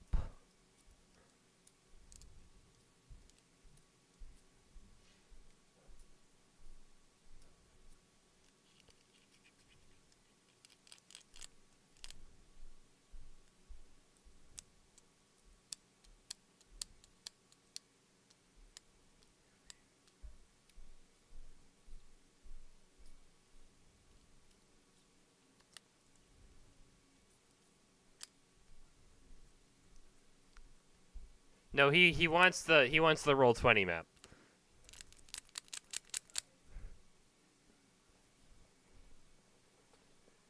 I'm not looking at it. Right. No, they thought they meant that map for the tunnels. All right. Where do you all right.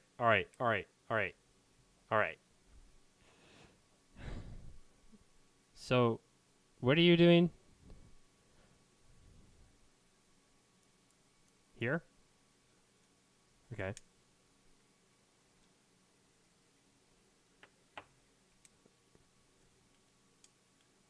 Okay.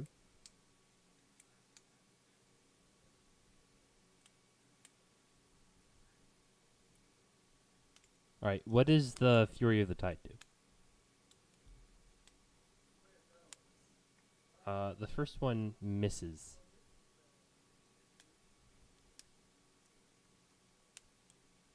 Oh my gosh. Yeah, you rolled the same thing twice. It missed by 1. His armor class is 15. I am very sorry. Oren, it is your turn. Yeah, dude, I have been missing 90% of my attack rolls.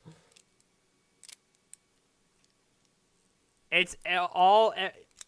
I can't hit, you can't hit. Hitting is just not a thing we do in this game.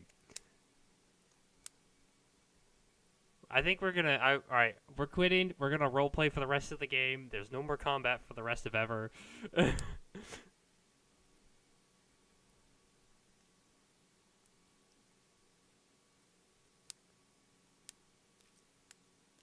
You did get 1.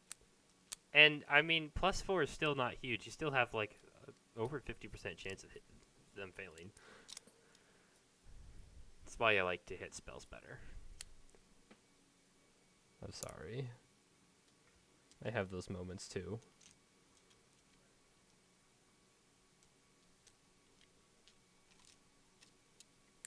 My gunslinger threw a grenade, and I hit everyone, and they all failed their saves, and I thought it was really cool, and then they all were resistant to fire damage, and I cried. It's true. Well, I was the first in initiative because dexterity build go burr. Anyway, Orin, is your turn. What are you doing? Okay, to the guy who is unconscious?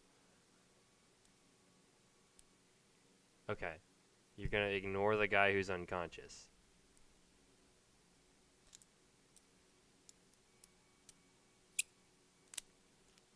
He's unconscious. Automatically fails dexterity saver. Roll damage. He is not able to dodge because he is not awake.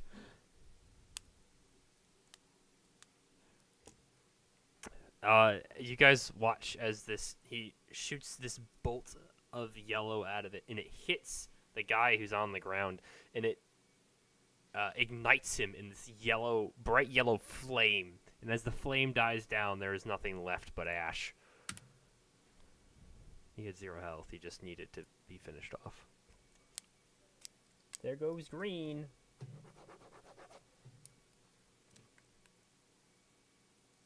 No. Firebolt does not ignite things. Nope.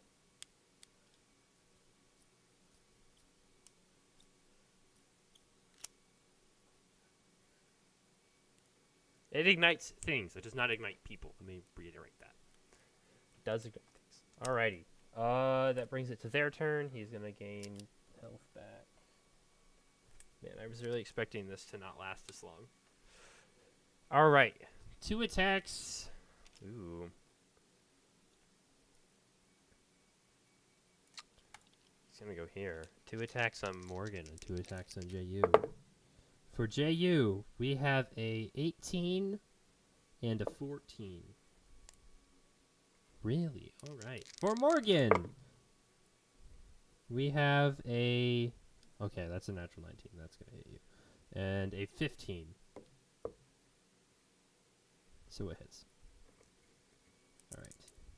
You're going to take 8 slashing damage from the sword. And I keep rolling 4s on the d4. And 4 damage from his punch. So he's going to run up and he's going to slash at you. And unexpected, expecting him to go for Kalen, you don't see it coming, and he just cuts you right across your arm. Your armor takes majority of the blow, and then he follows up with a punch, and like he hits you in the side of the face, and you are like dazed for half a second, but willing to fight. That will end their go. Kaylin.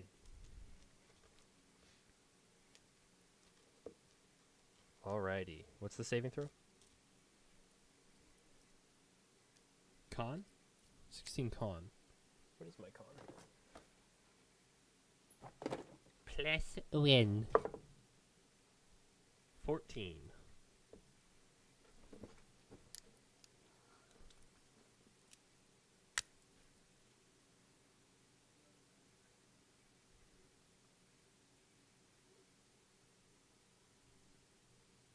Alrighty. Okay. That's fine. It's halved anyway. Alright. Punch him. Give him a bonk. Bonk. Oh, yeah. That's still pretty good. No. It's not even rolled. It could have been, but it wasn't. Alrighty. Morgan. That man just punched you in the face.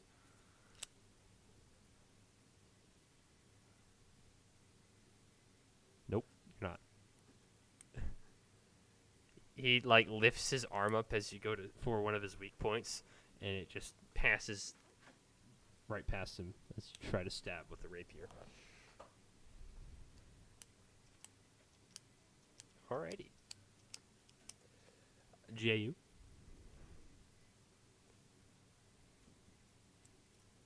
Alright, does your tide thing still exist?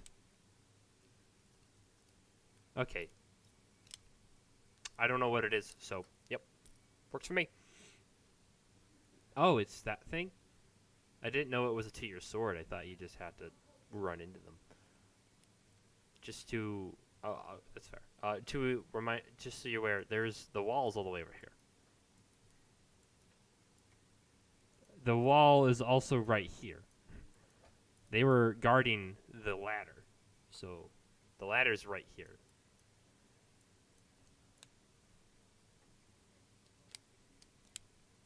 All right, that's what I thought you were doing. That's why I asked what it did, because I wanted to move you to the right positioning. Because nope, you're good.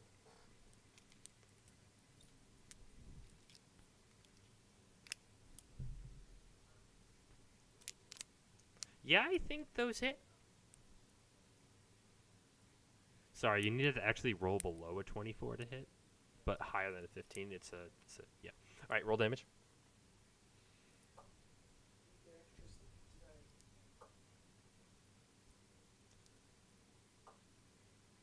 It is. Oh, okay. Well, either way, that one wouldn't have killed him, and he would have regened anyway. So.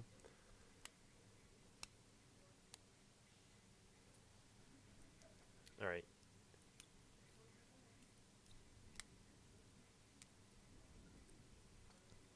Okay, so are you rolling? Okay, did you roll damage on D&D Beyond? Okay.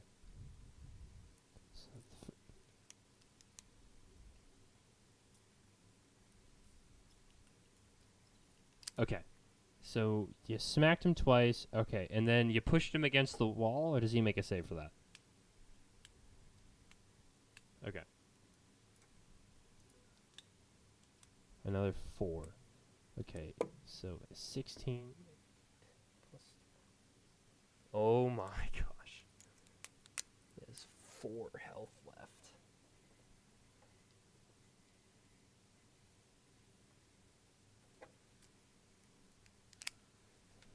I didn't expect the regen to be so good. That's why his armor class is a 15 and not higher.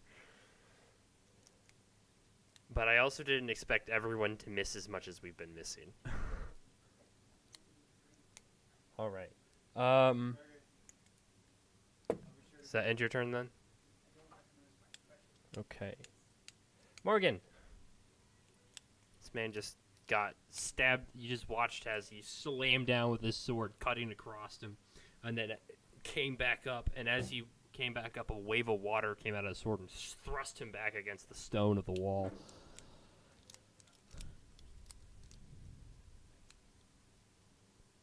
All right, yeah, that will hit.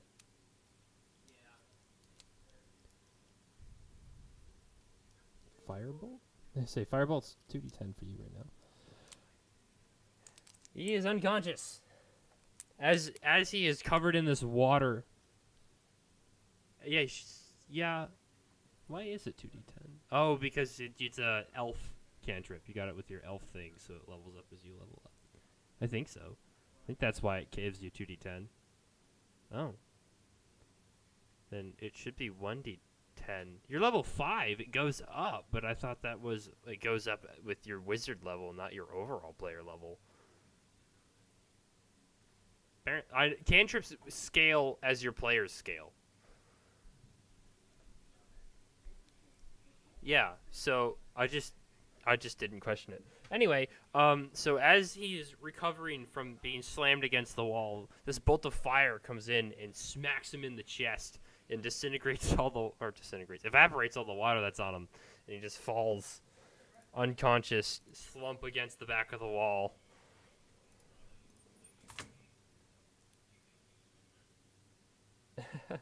Ending his turn.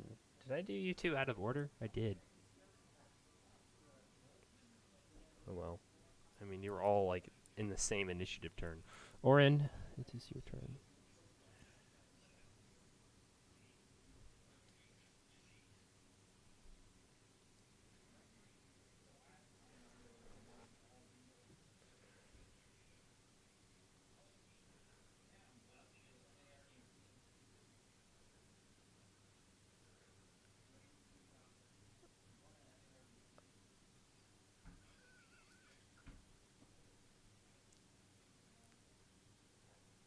The pink one? Alright. You know what? Make an attack roll with advantage, just for the heck of it. No, do it with advantage. Just for the heck of it. I know. I saw. There goes a level 2 spell slot. Man, I wanted this to hit. That's why he's...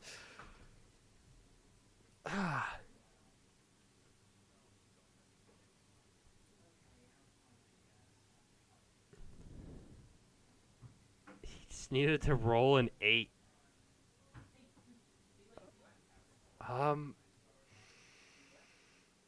You know what? Roll the damage anyway.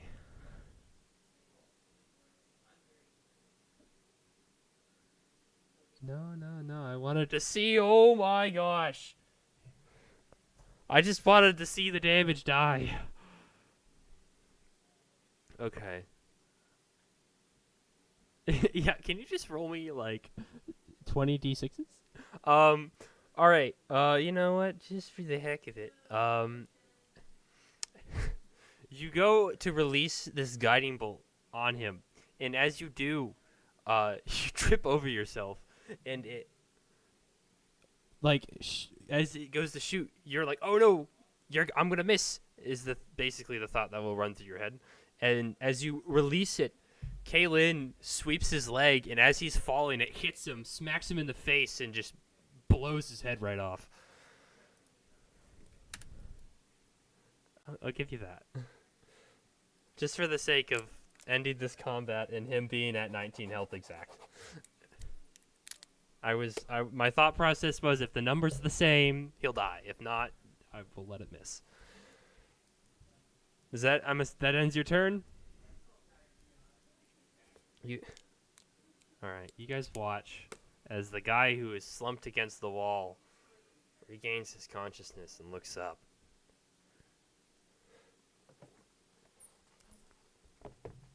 Nah, he regains 10 health at the top of his turn. He's gonna look up, see all of his burnt comrades around him, and he is going to go this way, and he is going to run.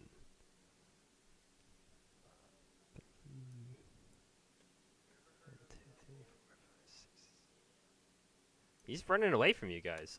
He's going to activate his his cowardly retreat ability. It gives him, he is frightened from all of you, and you cannot have opportunity attacks, and he can bonus action dash, but he is frightened of all of you, so he cannot run toward you. He is scared.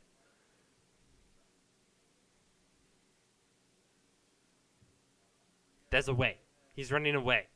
He's like, this job ain't worth it. I'm out of here, man. Yeah, they're paid.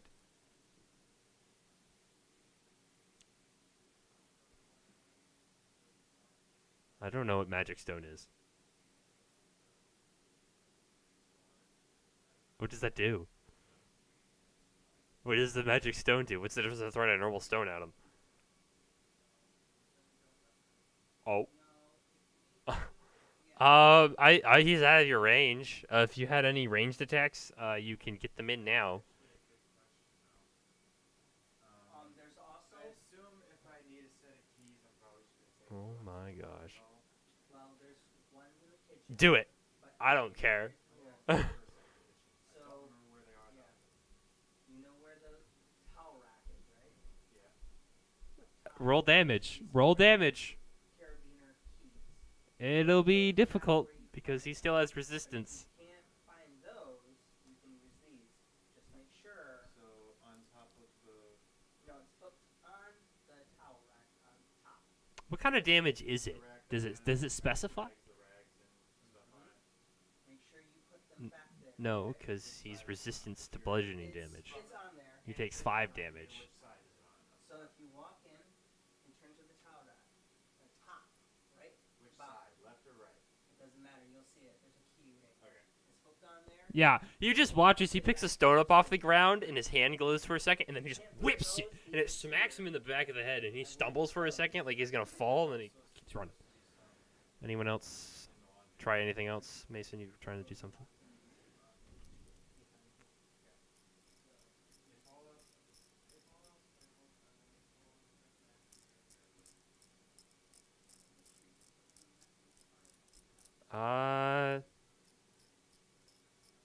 Yeah, your firebolt can try and hit. He said guiding bolt first, though. I would say probably not, because I don't think that's how that works. But I'll let him guiding bolt.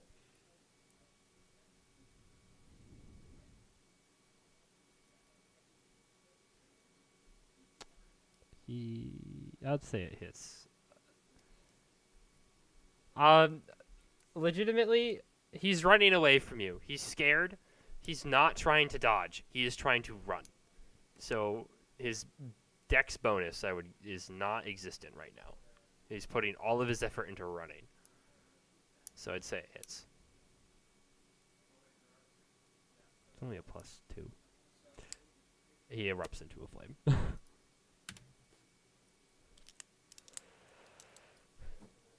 All right. How much damage did it do to you guys? I almost had Morgan. Dang it, man. I wanted to do that, but faster. I wanted this to take like half an hour of combat. But everyone missed. Yeah, like...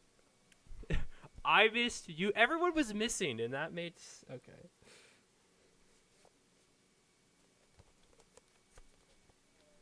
Look at all of these notes I made. I literally just homebrewed this entire thing so that it would just be easy to kill if you guys did it strategically.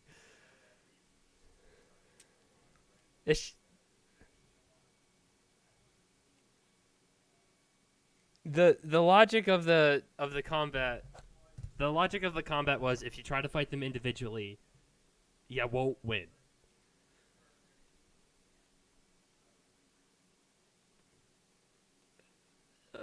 Yeah. You were at the beginning. You had one person on one on one, and then 2-on-1. And because everyone kept missing, the health just kept regenerating. Anyway, they are all defeated, all burned with a holy flame. You guys, it's probably pretty close to nighttime based off what when you left and how long you've been traveling through the tunnels. You guys can head back to that cross section that's not far from there, about 3-minute walk, to set up your tents in camp.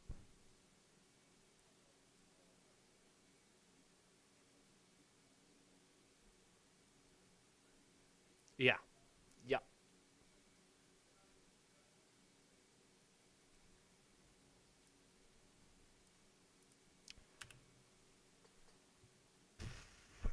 They have hand crossbows that they never were able to use. Yeah, yeah, they're not rats. They're hybrids. Yeah. Essentially. Uh y- they have each have a singular hand crossbow, a singular short sword, and probably like 6 gold on each of them just as their payment. Of course not. Why would they carry a weapon that could hurt themselves?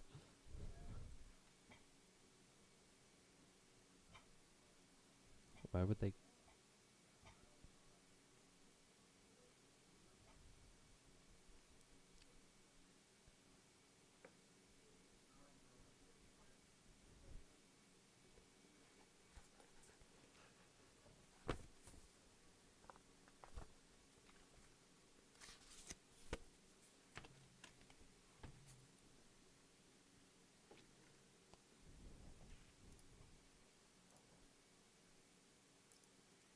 Up the hatch?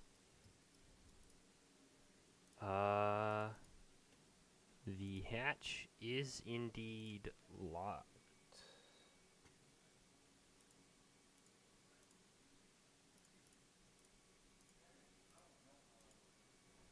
Yeah. Yeah. It looks like.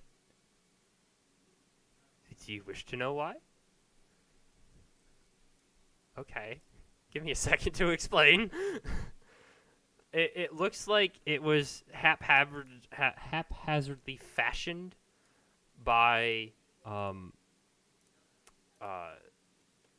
the the were rats on their own because it looks horribly done. As you have picked a mania lock, this is probably one of the most easiest ones. You could probably break it off if you really wanted to.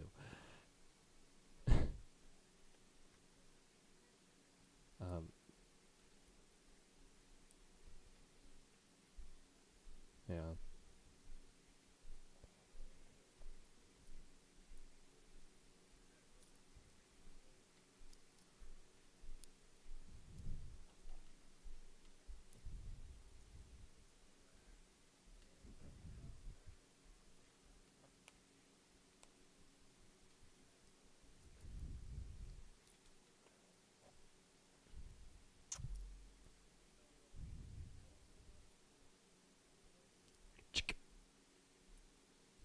Real easy.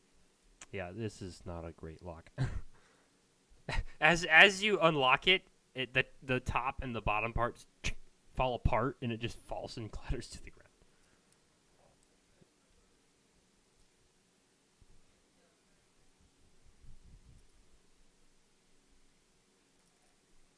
push up and you look up. It's dark in here, but you know you got that fancy eyes. You can see it all. Not really though.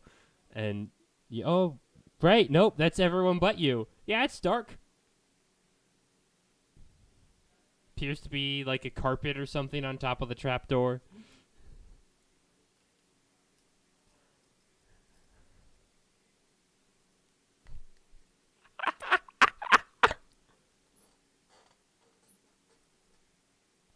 Yeah. It appears to be like a carpet or something on top. I mean, it's like on the edge. You could tell that it's not draped over it, but like, it's still dark in the room.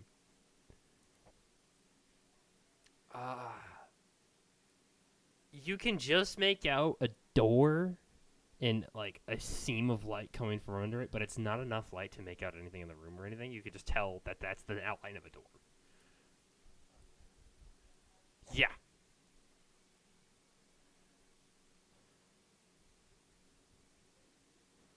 Yeah, you guys just watch him go and then just climb on up.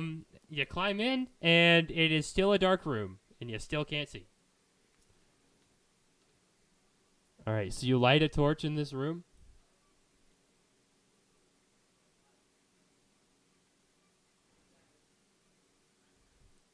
All right, with the 5 feet of dim light you have, you can make out. This is a cute little 3x3 storage room. So your little dim light that you give off in a radius is like just enough to dimly light like majority of the room. It's full of crates and barrels, and mainly barrels, and it's just a storage room. Would you like to find out?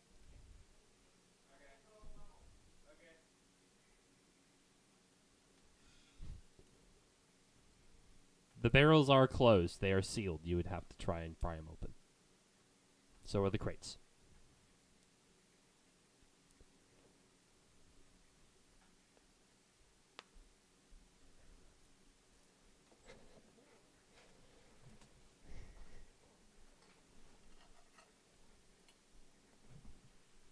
I mean, yeah, it's like on the edge. It's not fully covering it. It's like just on the edge, just enough for like you to pull it forward and drop the door and not make much of a difference. Yeah. The carpet? Nope. No, it's just on top of it. It's a storage closet. They found the door and they're like, we don't really want this. Just put a thing on top. It's fine. We got those rats. No one's gonna want to fight the rats. The rats.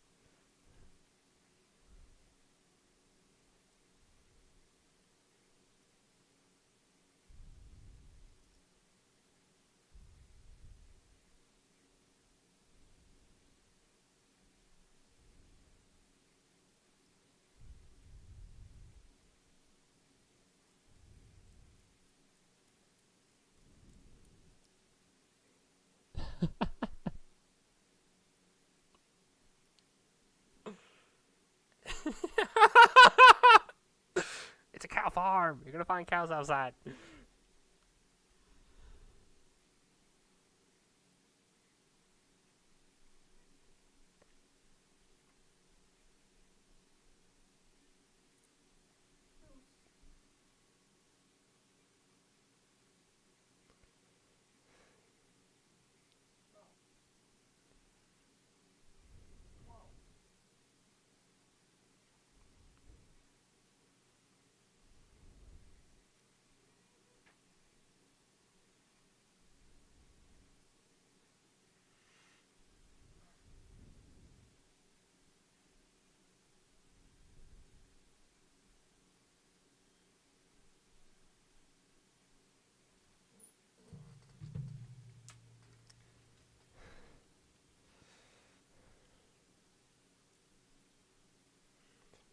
As you guys are arguing, Morgan walks off. I can't hear you.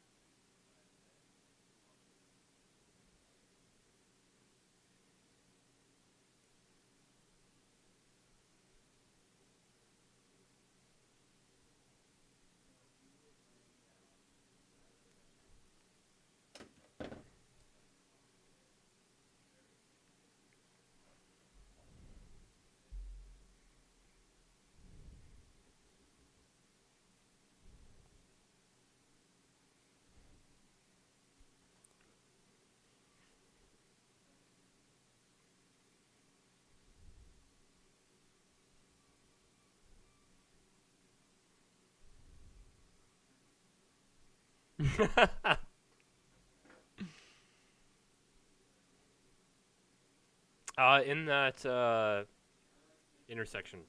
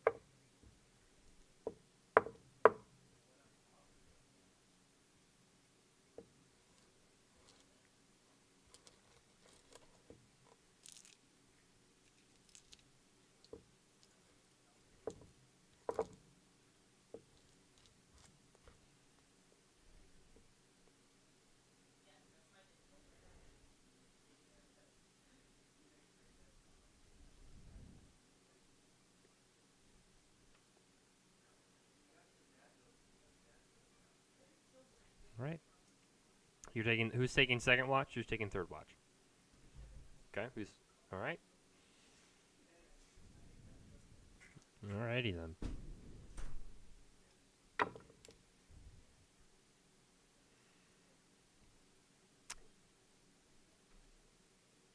What? You want them to have? You want to do 4 watches?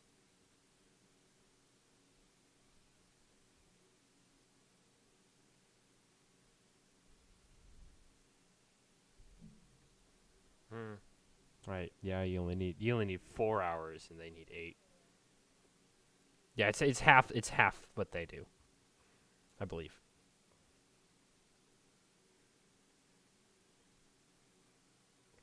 So if you were, you could do the second entire half, and someone could just do the first half. Like you two elves can split the halves if you wanted to. Anyway, you guys have a good full night's rest. Nothing bad seems to happen. You see, while on your guys's watches, you notice a few rats, and it startles you because you're like, could they be? But nothing happens. You guys are fine. Yeah, you wake up refreshed. All your stuff's restored. Your health is back. You have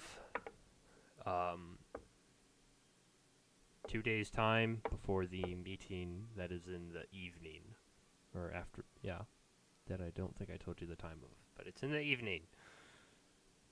So you have like a day, 2.5 days, sort of.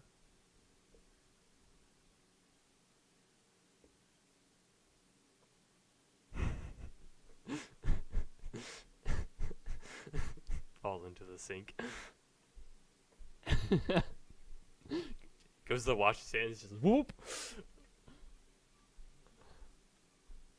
He's gone. We can talk bad about him now. Shh. They don't know that. Most importantly, he doesn't know that.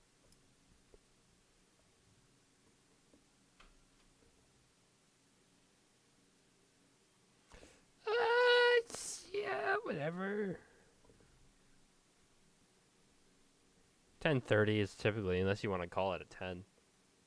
That combat took way longer than I thought it would have, and I really apologize for that. I have to pack still. I leave for my thing tomorrow morning. Oh. I mean, I can't physically stop you, so live your best life.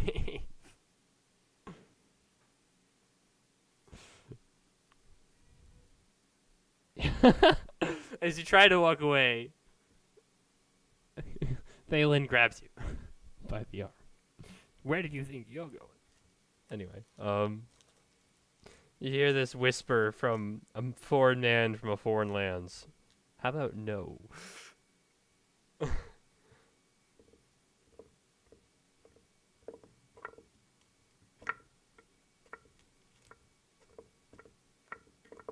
Anyway, all right. What do you guys do with your time as you wait for the meeting? That I.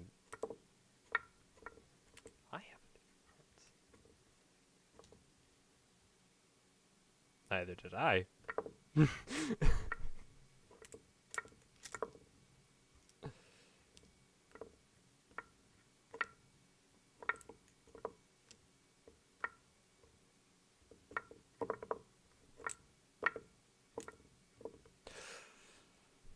Oren, make a survival check.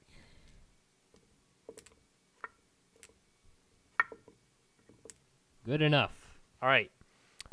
You remember, as you guys were climbing down here, that down the original path you took, about 15-minute walk from where you were at, is another what looks to be a manhole cover like entrance exit thing. So you don't know where it leads, where it goes, but you know there's one there.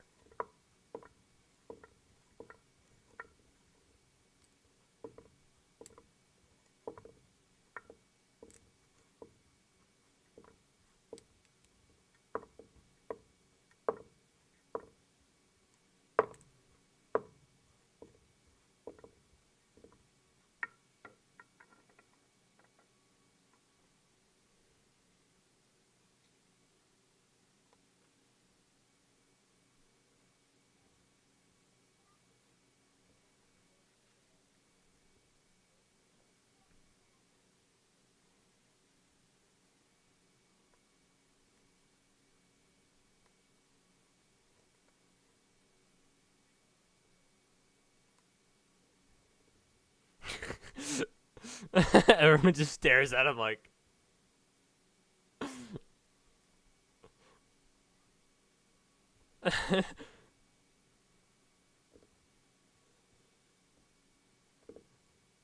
How dare you suggest we defend ourselves?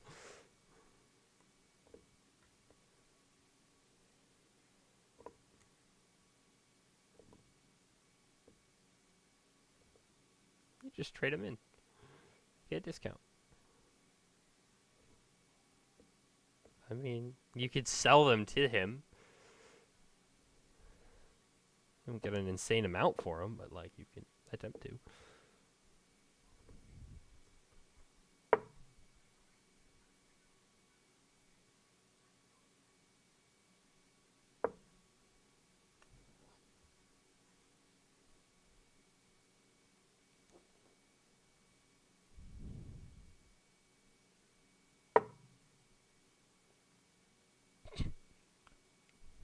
There's a solid indent where that rock landed.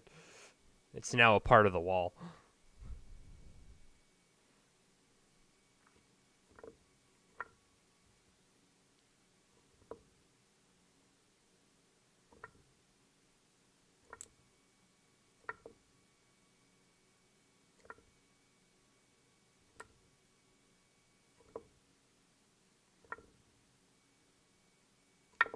Alright. You guys... Yep, you guys spend some time, take apart your camp, and then make way for the exit.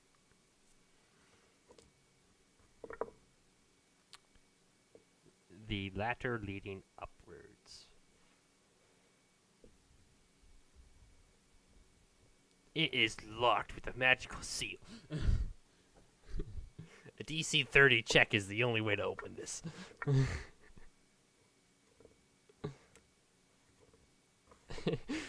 What's my mother's name?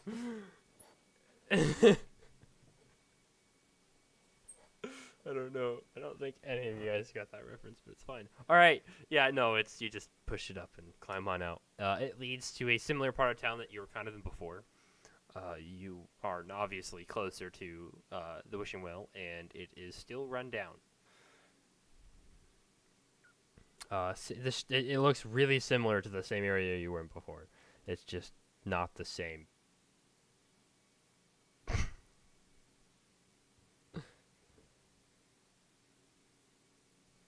You still have that map of the entire city.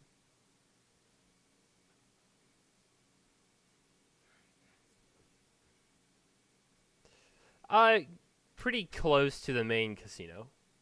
Because that's where all the people with money are, because whoever wins their money is going to go shopping with it. What?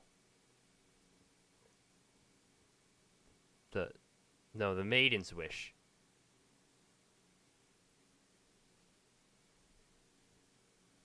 Yeah, you bought some, I remember.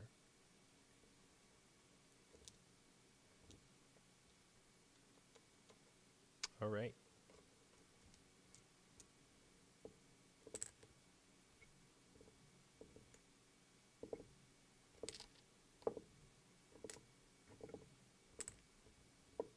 Yeah, you. All right, what shops are we looking for specifically? What are we after? Where are we going? To make this speedily and quick, because no one likes shopping episodes that take 3 hours. All right, so you try to find. What? What? Oh, jewelry. I heard delivery, and I was like, DiGiorno? All right.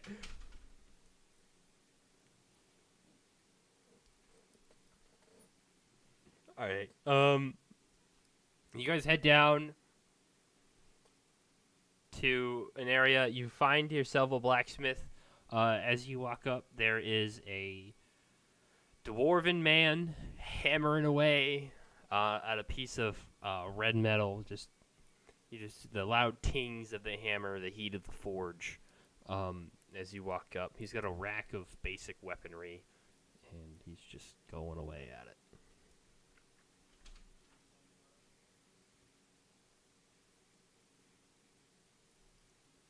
What? Silvered weapons? What? Why? I have a few. Yes, they are in my storage. Let me go get them. And he runs into the shop, all excited, like that someone's finally buying his silvered weapons. And he comes back with a dagger, a short sword, and a long sword. And he goes, "This is all I have for silvered weapons. Here." And he sets them down on his anvil.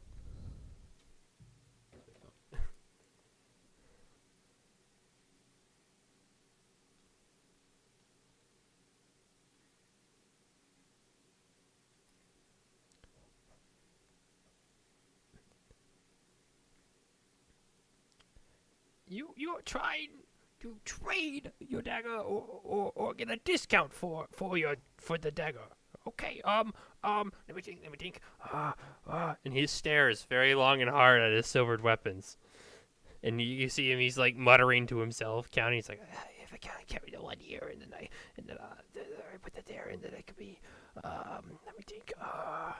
He starts stroking his very long, unkept, singed, black beard. Okay. I will take your dagger for 5 silver. And this dagger is worth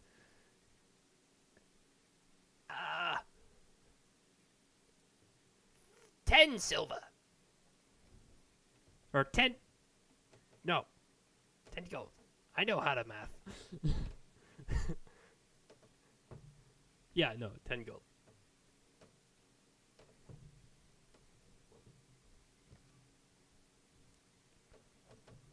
$5 silver per dagger.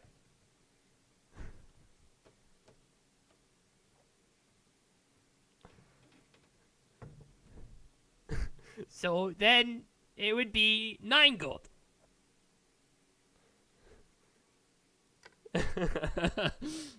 Essentially, the dagger itself is the silver daggers were 10 gold. Your 2 daggers would give you a gold discount, making it 9 gold. I don't know how many daggers you have. I just know how this character that I made up 2 seconds ago acts. The short sword. Well, if this is 10 gold, then this has to be at least 25.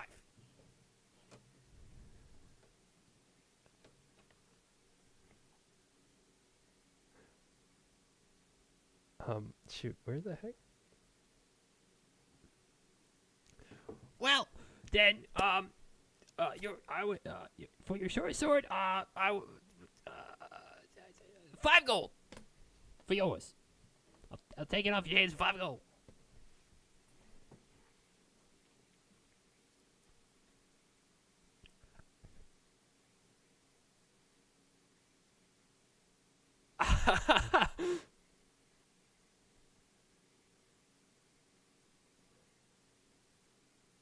Okay, 25 gold for the short sword.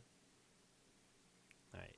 Thank you very much. I'll be able to make so many horseshoes with this you don't even understand. He takes the the gold.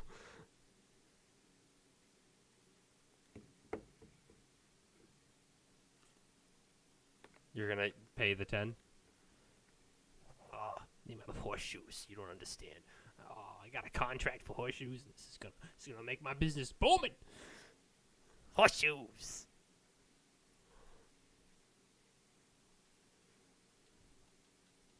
You don't understand. So many people want horseshoes these days. Is horseshoes. Notice now that the thing he was hammering on is in a U shape. That's where the business is. That's where it's at. You know, it's the horseshoes. Everyone needs them for their horses. So if I have all the horseshoes, then they have to come to me to buy them. Oh boy. No, she kept them. Hey, does anyone want? Do you guys want? You bought the other two? Do you want the long sword?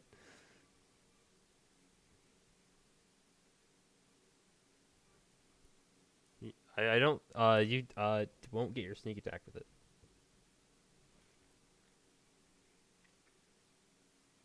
No. Because it's a long sword. Some long swords are considered finesse depending on how the DM builds them, but this one is in fact a normal long sword. That's just silver. It's not magical.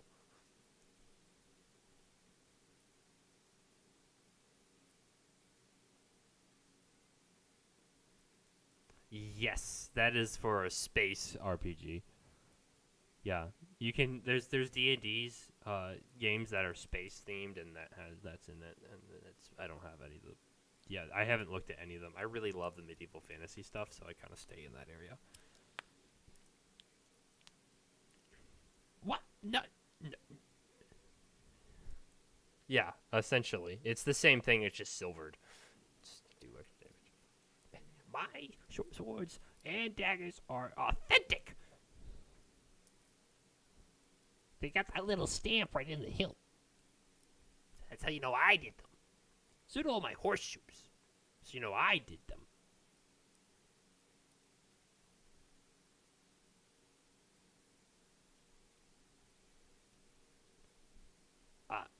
What? I am not a... I make horseshoes and swords. Why would I make jewelry? A dagger's a baby sword. Fight me on that.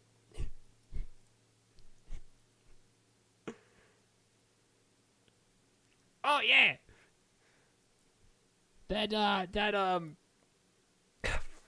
Well, the name I made up was for this character, and that's the only one in my brain right now.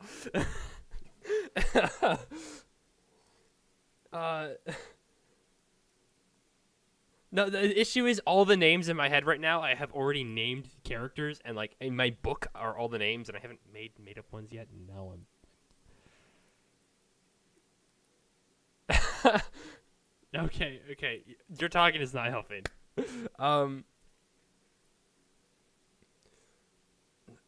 Again, okay.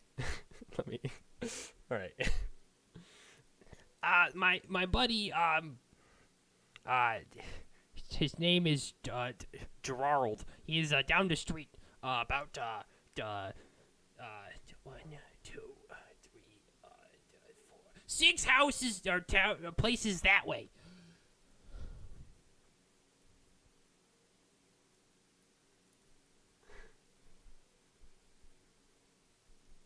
It's not, though.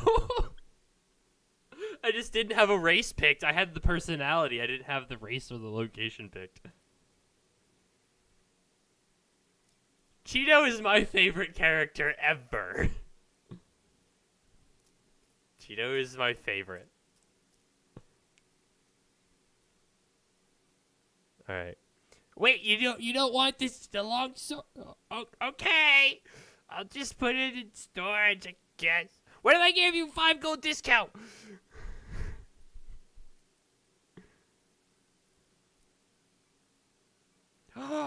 Horseshoes. See, I knew it. I knew it. They are booming business. I don't even know how much a horseshoe costs. Hang on. Yeah, he can.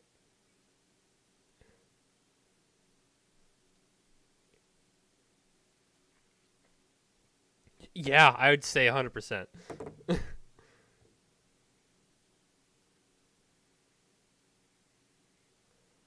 It's not made of silver. It's a normal horseshoe. He already has gauntlets. He doesn't. Yeah.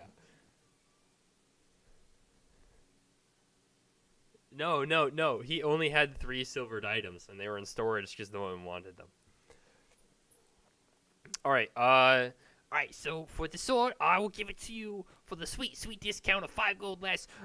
45 gold pieces.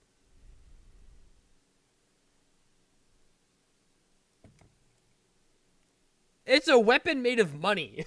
Silver is a currency. Technically, you're getting still a discount with that. Longsword?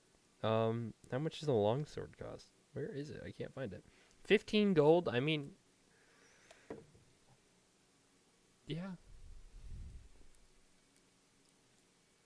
Yeah. That's like the amount of silver to gold ratio in the sword itself.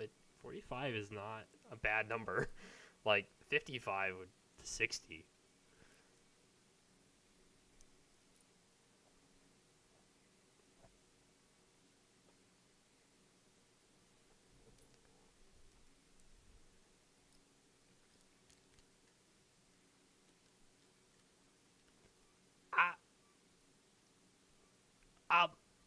But the horseshoes. Why would I? Make a persuasion roll. Make a persuasion roll.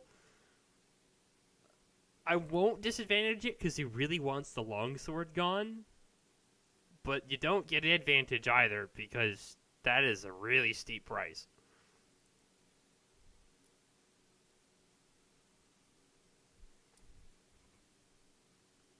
It's the same check. It's the same modifier. I rolled a 2. You know what? Just because you are investing in my business, I'll add a second horseshoe. 25 gold for the total.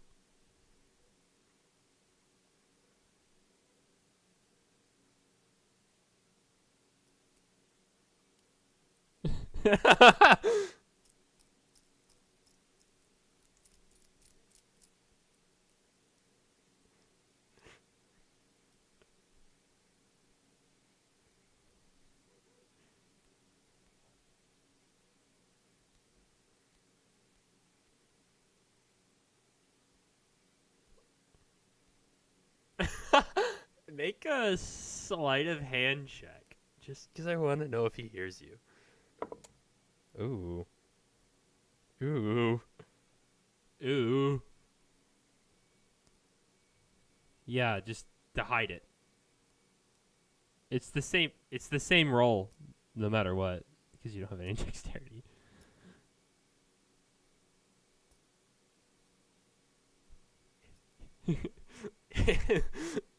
He looks over at you. You're just jealous because you don't have any horseshoes. I'll show you. Well, that's your first problem. I don't have any horses. Wow. What a bunch of losers. Imagine having to walk. Then you wouldn't need these horseshoes. Look at these beautiful horseshoes.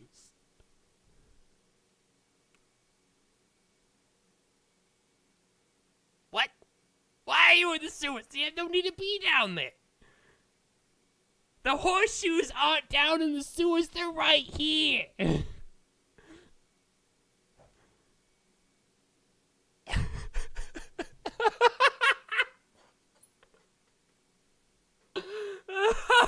oh. Oh my gosh. All right, did you give him the 25 gold? All right, he takes gold. He resumes his work, humming to himself about his horseshoes. And his brilliant business plan.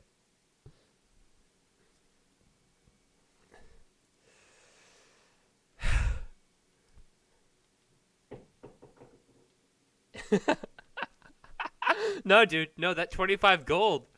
That 25 gold went to those horseshoes. I rolled a 2.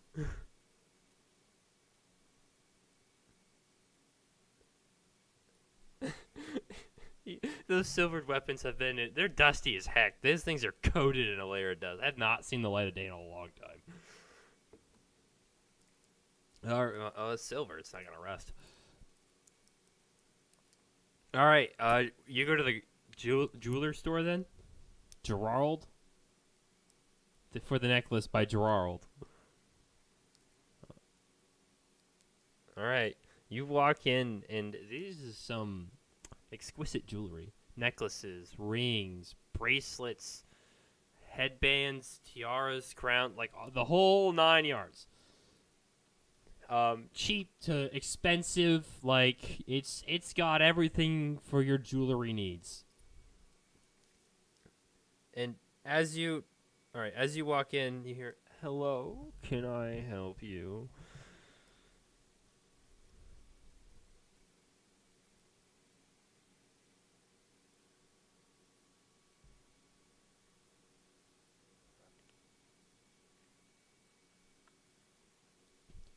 Just plain silver, or is this gonna be jeweled? He gives you a look like, why are you in my store asking for such a useless item? Like, this is beneath him, kind of. Yes, I think we have a couple of those. 1 minute. And he walks into the back, like, with. He's a high elf.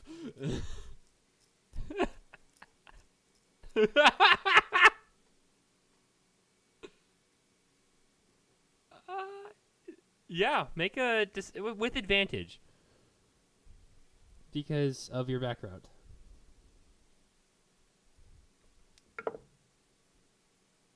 Yeah, 15. Oh, well, in that case, a fellow jeweler like yourself, I'll give you a discount. And he comes back with this necklace. This, like, it has slots for the jewels to go in. It looks like he took a necklace that had some cheap jewels in it and, like, popped the jewels out and came back. For this, I would charge you 30 gold. But because you are a fellow jeweler, I'll give it to you for 20.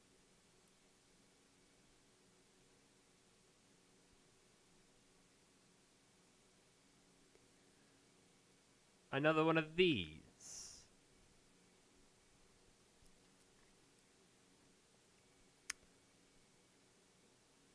Another 40. Another for 40. Lowest I'll go, 40.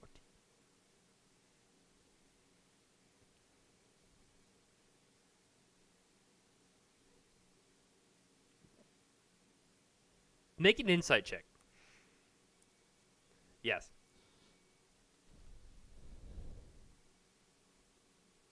He is swindling you. That is worth 10 gold at best.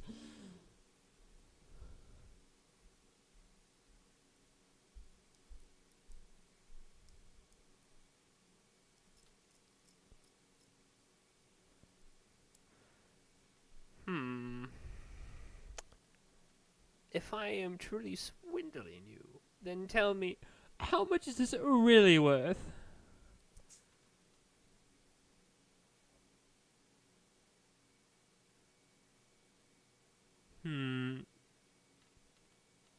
I guess you would be right. Without the jewels, this would be 10 gold. You get the sense he was charging you for the jewels that he had to pop out. 25 for both.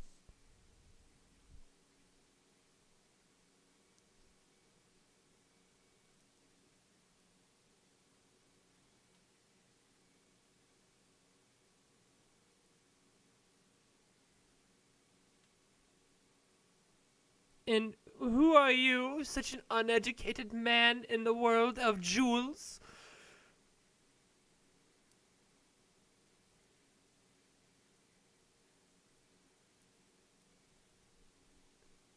I like this one. That one needs some education. And he comes back with another necklace. 25 gold.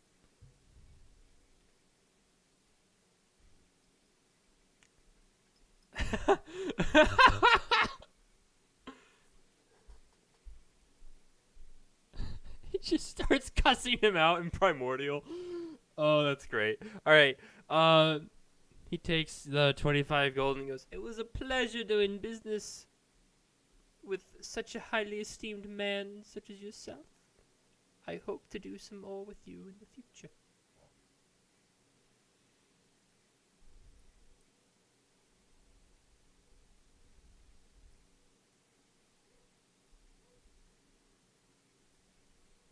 Are you trying to fashion these into fist things? Is that your...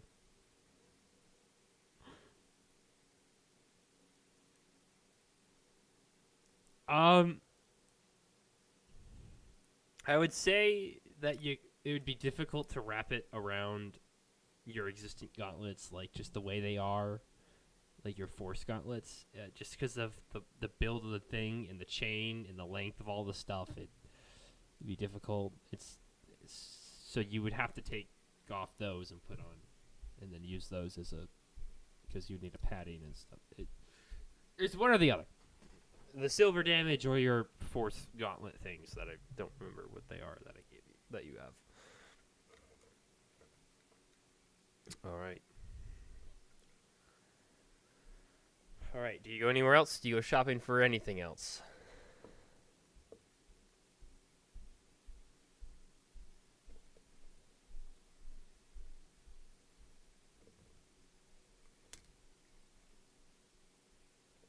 Yeah, I would say in your wake up time you ate one of your food, unless you wanted to not eat rations and go somewhere and buy food. Yeah. All right. Any other stores that you planned on going to? Any other things?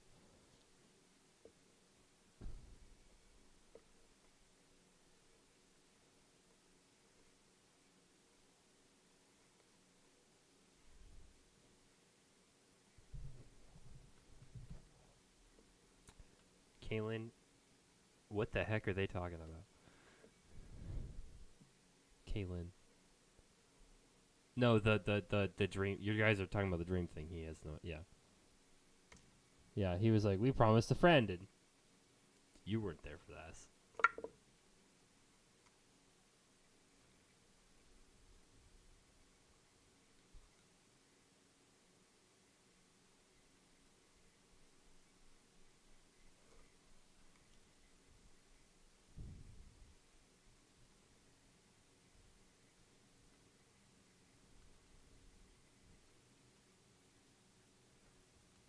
Yes.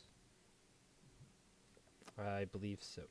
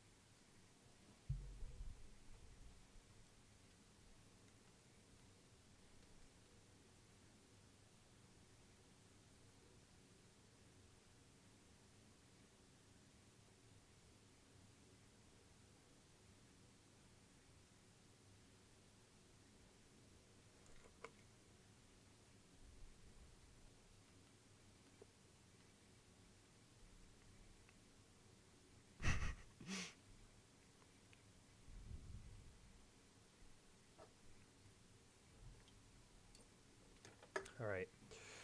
Okay. Do we want to wrap up here then? Okay. All right. All right then. With that, we'll wrap it up. Do you want to try and do things for the next 2 days, or do you want to say next session we start at the base of the thing. You guys did stuff for 2 days, whatever you wanted to do, 2 days free time, or do you want to try and role play out the full 2 days? Okay, so what I'm thinking is, because originally you were gonna fight a cockatrice, which would have petrified you for 24 hours, which is why I gave you the 3-hour time frame in case one of you did get petrified. I decided they were stupid and wouldn't have made sense in a sewer. They are not natural to that area. Yeah, it's they're found in grasslands. Like, yeah. Also, also, what it would make 0 sense for them to be guarding a thing. They would have just ran away. Like, so I changed it to something, and Andrew told me rats, and I was like, rats? Where rats? Those make me crazy, crazy. All right. So, what I was thinking was,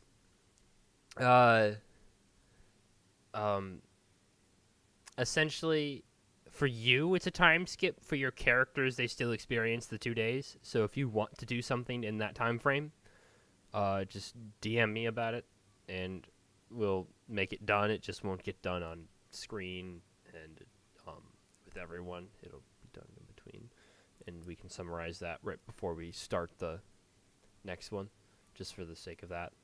If you wanted to get something done to do something.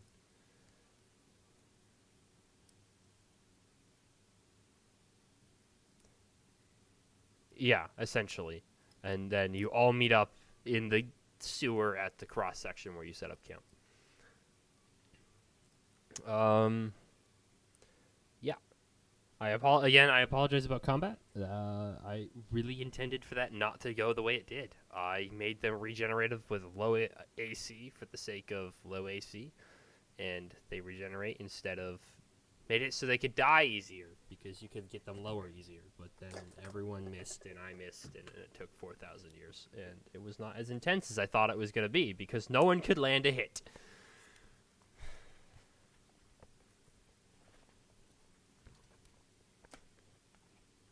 Well, it was mainly trying to make it not short and to the point, but like intense. Like, you can't kill them, they won't die, but you guys are like getting pelted because they had multi-attack, and I was like, 2 hits, bam bam, and I was like, yeah.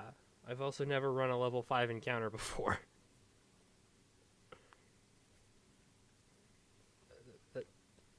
I lucked out with the, what?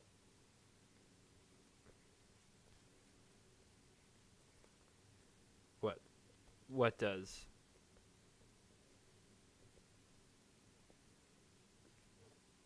Right, that's your feet, isn't it? All right.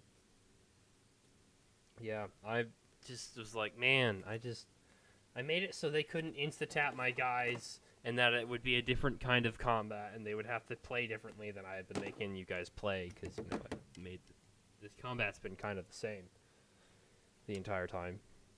What? Well, it's always like a group of enemy gets swarmed, punch them all, kill them. It's stab, like nothing intense, nothing like forcing you to do anything. You just kind of show up, stab, walk away. That's kind of boring.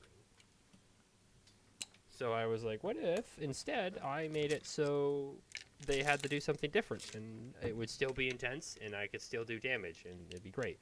And then I had the sweet, sweet fun time of rolling below a 10 with both my dice. I only did good with saving throws. I was like, there's that 20 I needed. Would have rather him been slowed and got a hit in than not been slowed and miss every time. But yeah, I am experimenting. I've never run a level 5 combat session before. I hope the combat wasn't too boring. Alright, cool.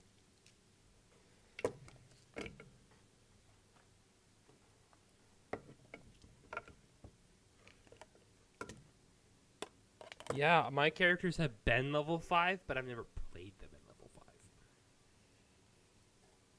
5. My last character, my ranger, got to level 5, and then I stopped playing him. No, it was a little sad, because that's when you get your second attack. That's when you feel useful. That's when you do things as level 5.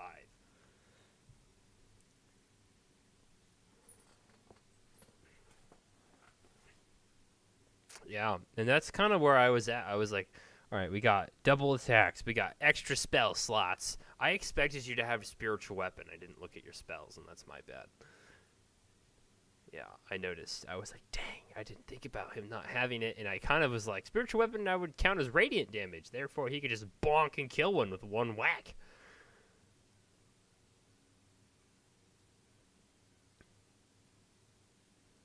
Yeah.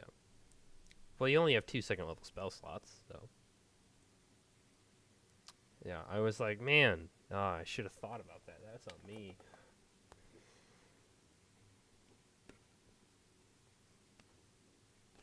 I don't even know anything about your level 6 things, and that scares me the most.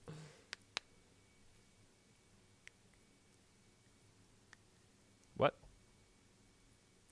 No, I mean, you could. I won't be there. So Irune won't exist unless Nick wants to play Irune. Yeah. So, you could do a one-shot, make your own characters kind of thing. Nick can play for the 3 of you. I won't be a part of any of it. If you wanted, you could do a level 20. I would be sad to miss it, but you can do a level 21 shot. Coordinate through Nick. I won't be available. Even if you do it on the weekend when I'm back. We were hosting a wedding that weekend, and it's hectic as heck, crazy. We get back, and immediately we're in the kitchens. The day we get back from our break. So it's not much of a retreat, because then it's like... Yeah, we have 150 people on campsite for a wedding. And we're cooking all of the food on retreat side and carting it over. And we also have 40 people in. Well, the entirety of campsite kitchen shut down. We'd have to restart it all. It'd be even more effort. It would have been more effort to turn it back on and use it, so. Yeah, and to re-clean the entirety and get the fridge turned on and bring food over. It's so much easier to just cook it. And because we have 40 ladies in for the retreat. Yeah. Yeah. So we're cooking for the ladies, and we're cooking for the wedding, and the rehearsal for the wedding's Friday. The wedding's Saturday. And we get back Thursday, I think, and we have a group in the day we get back. So we got to get back and immediately be there for our group and take care of them.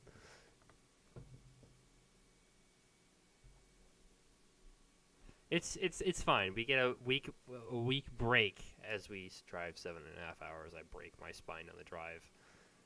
Enjoy time at a random place I've never been to. Come back on the 7.5 hour drive and expect to live.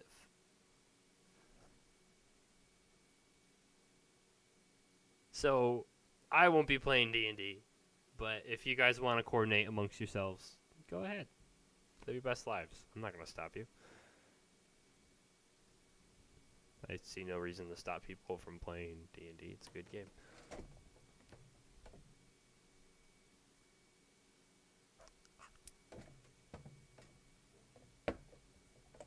Yeah, it's hard. Yes. Oh, I haven't ended the thing. All right, I'm going to end the live stream now. I won't be live streaming, so there won't be a stream. And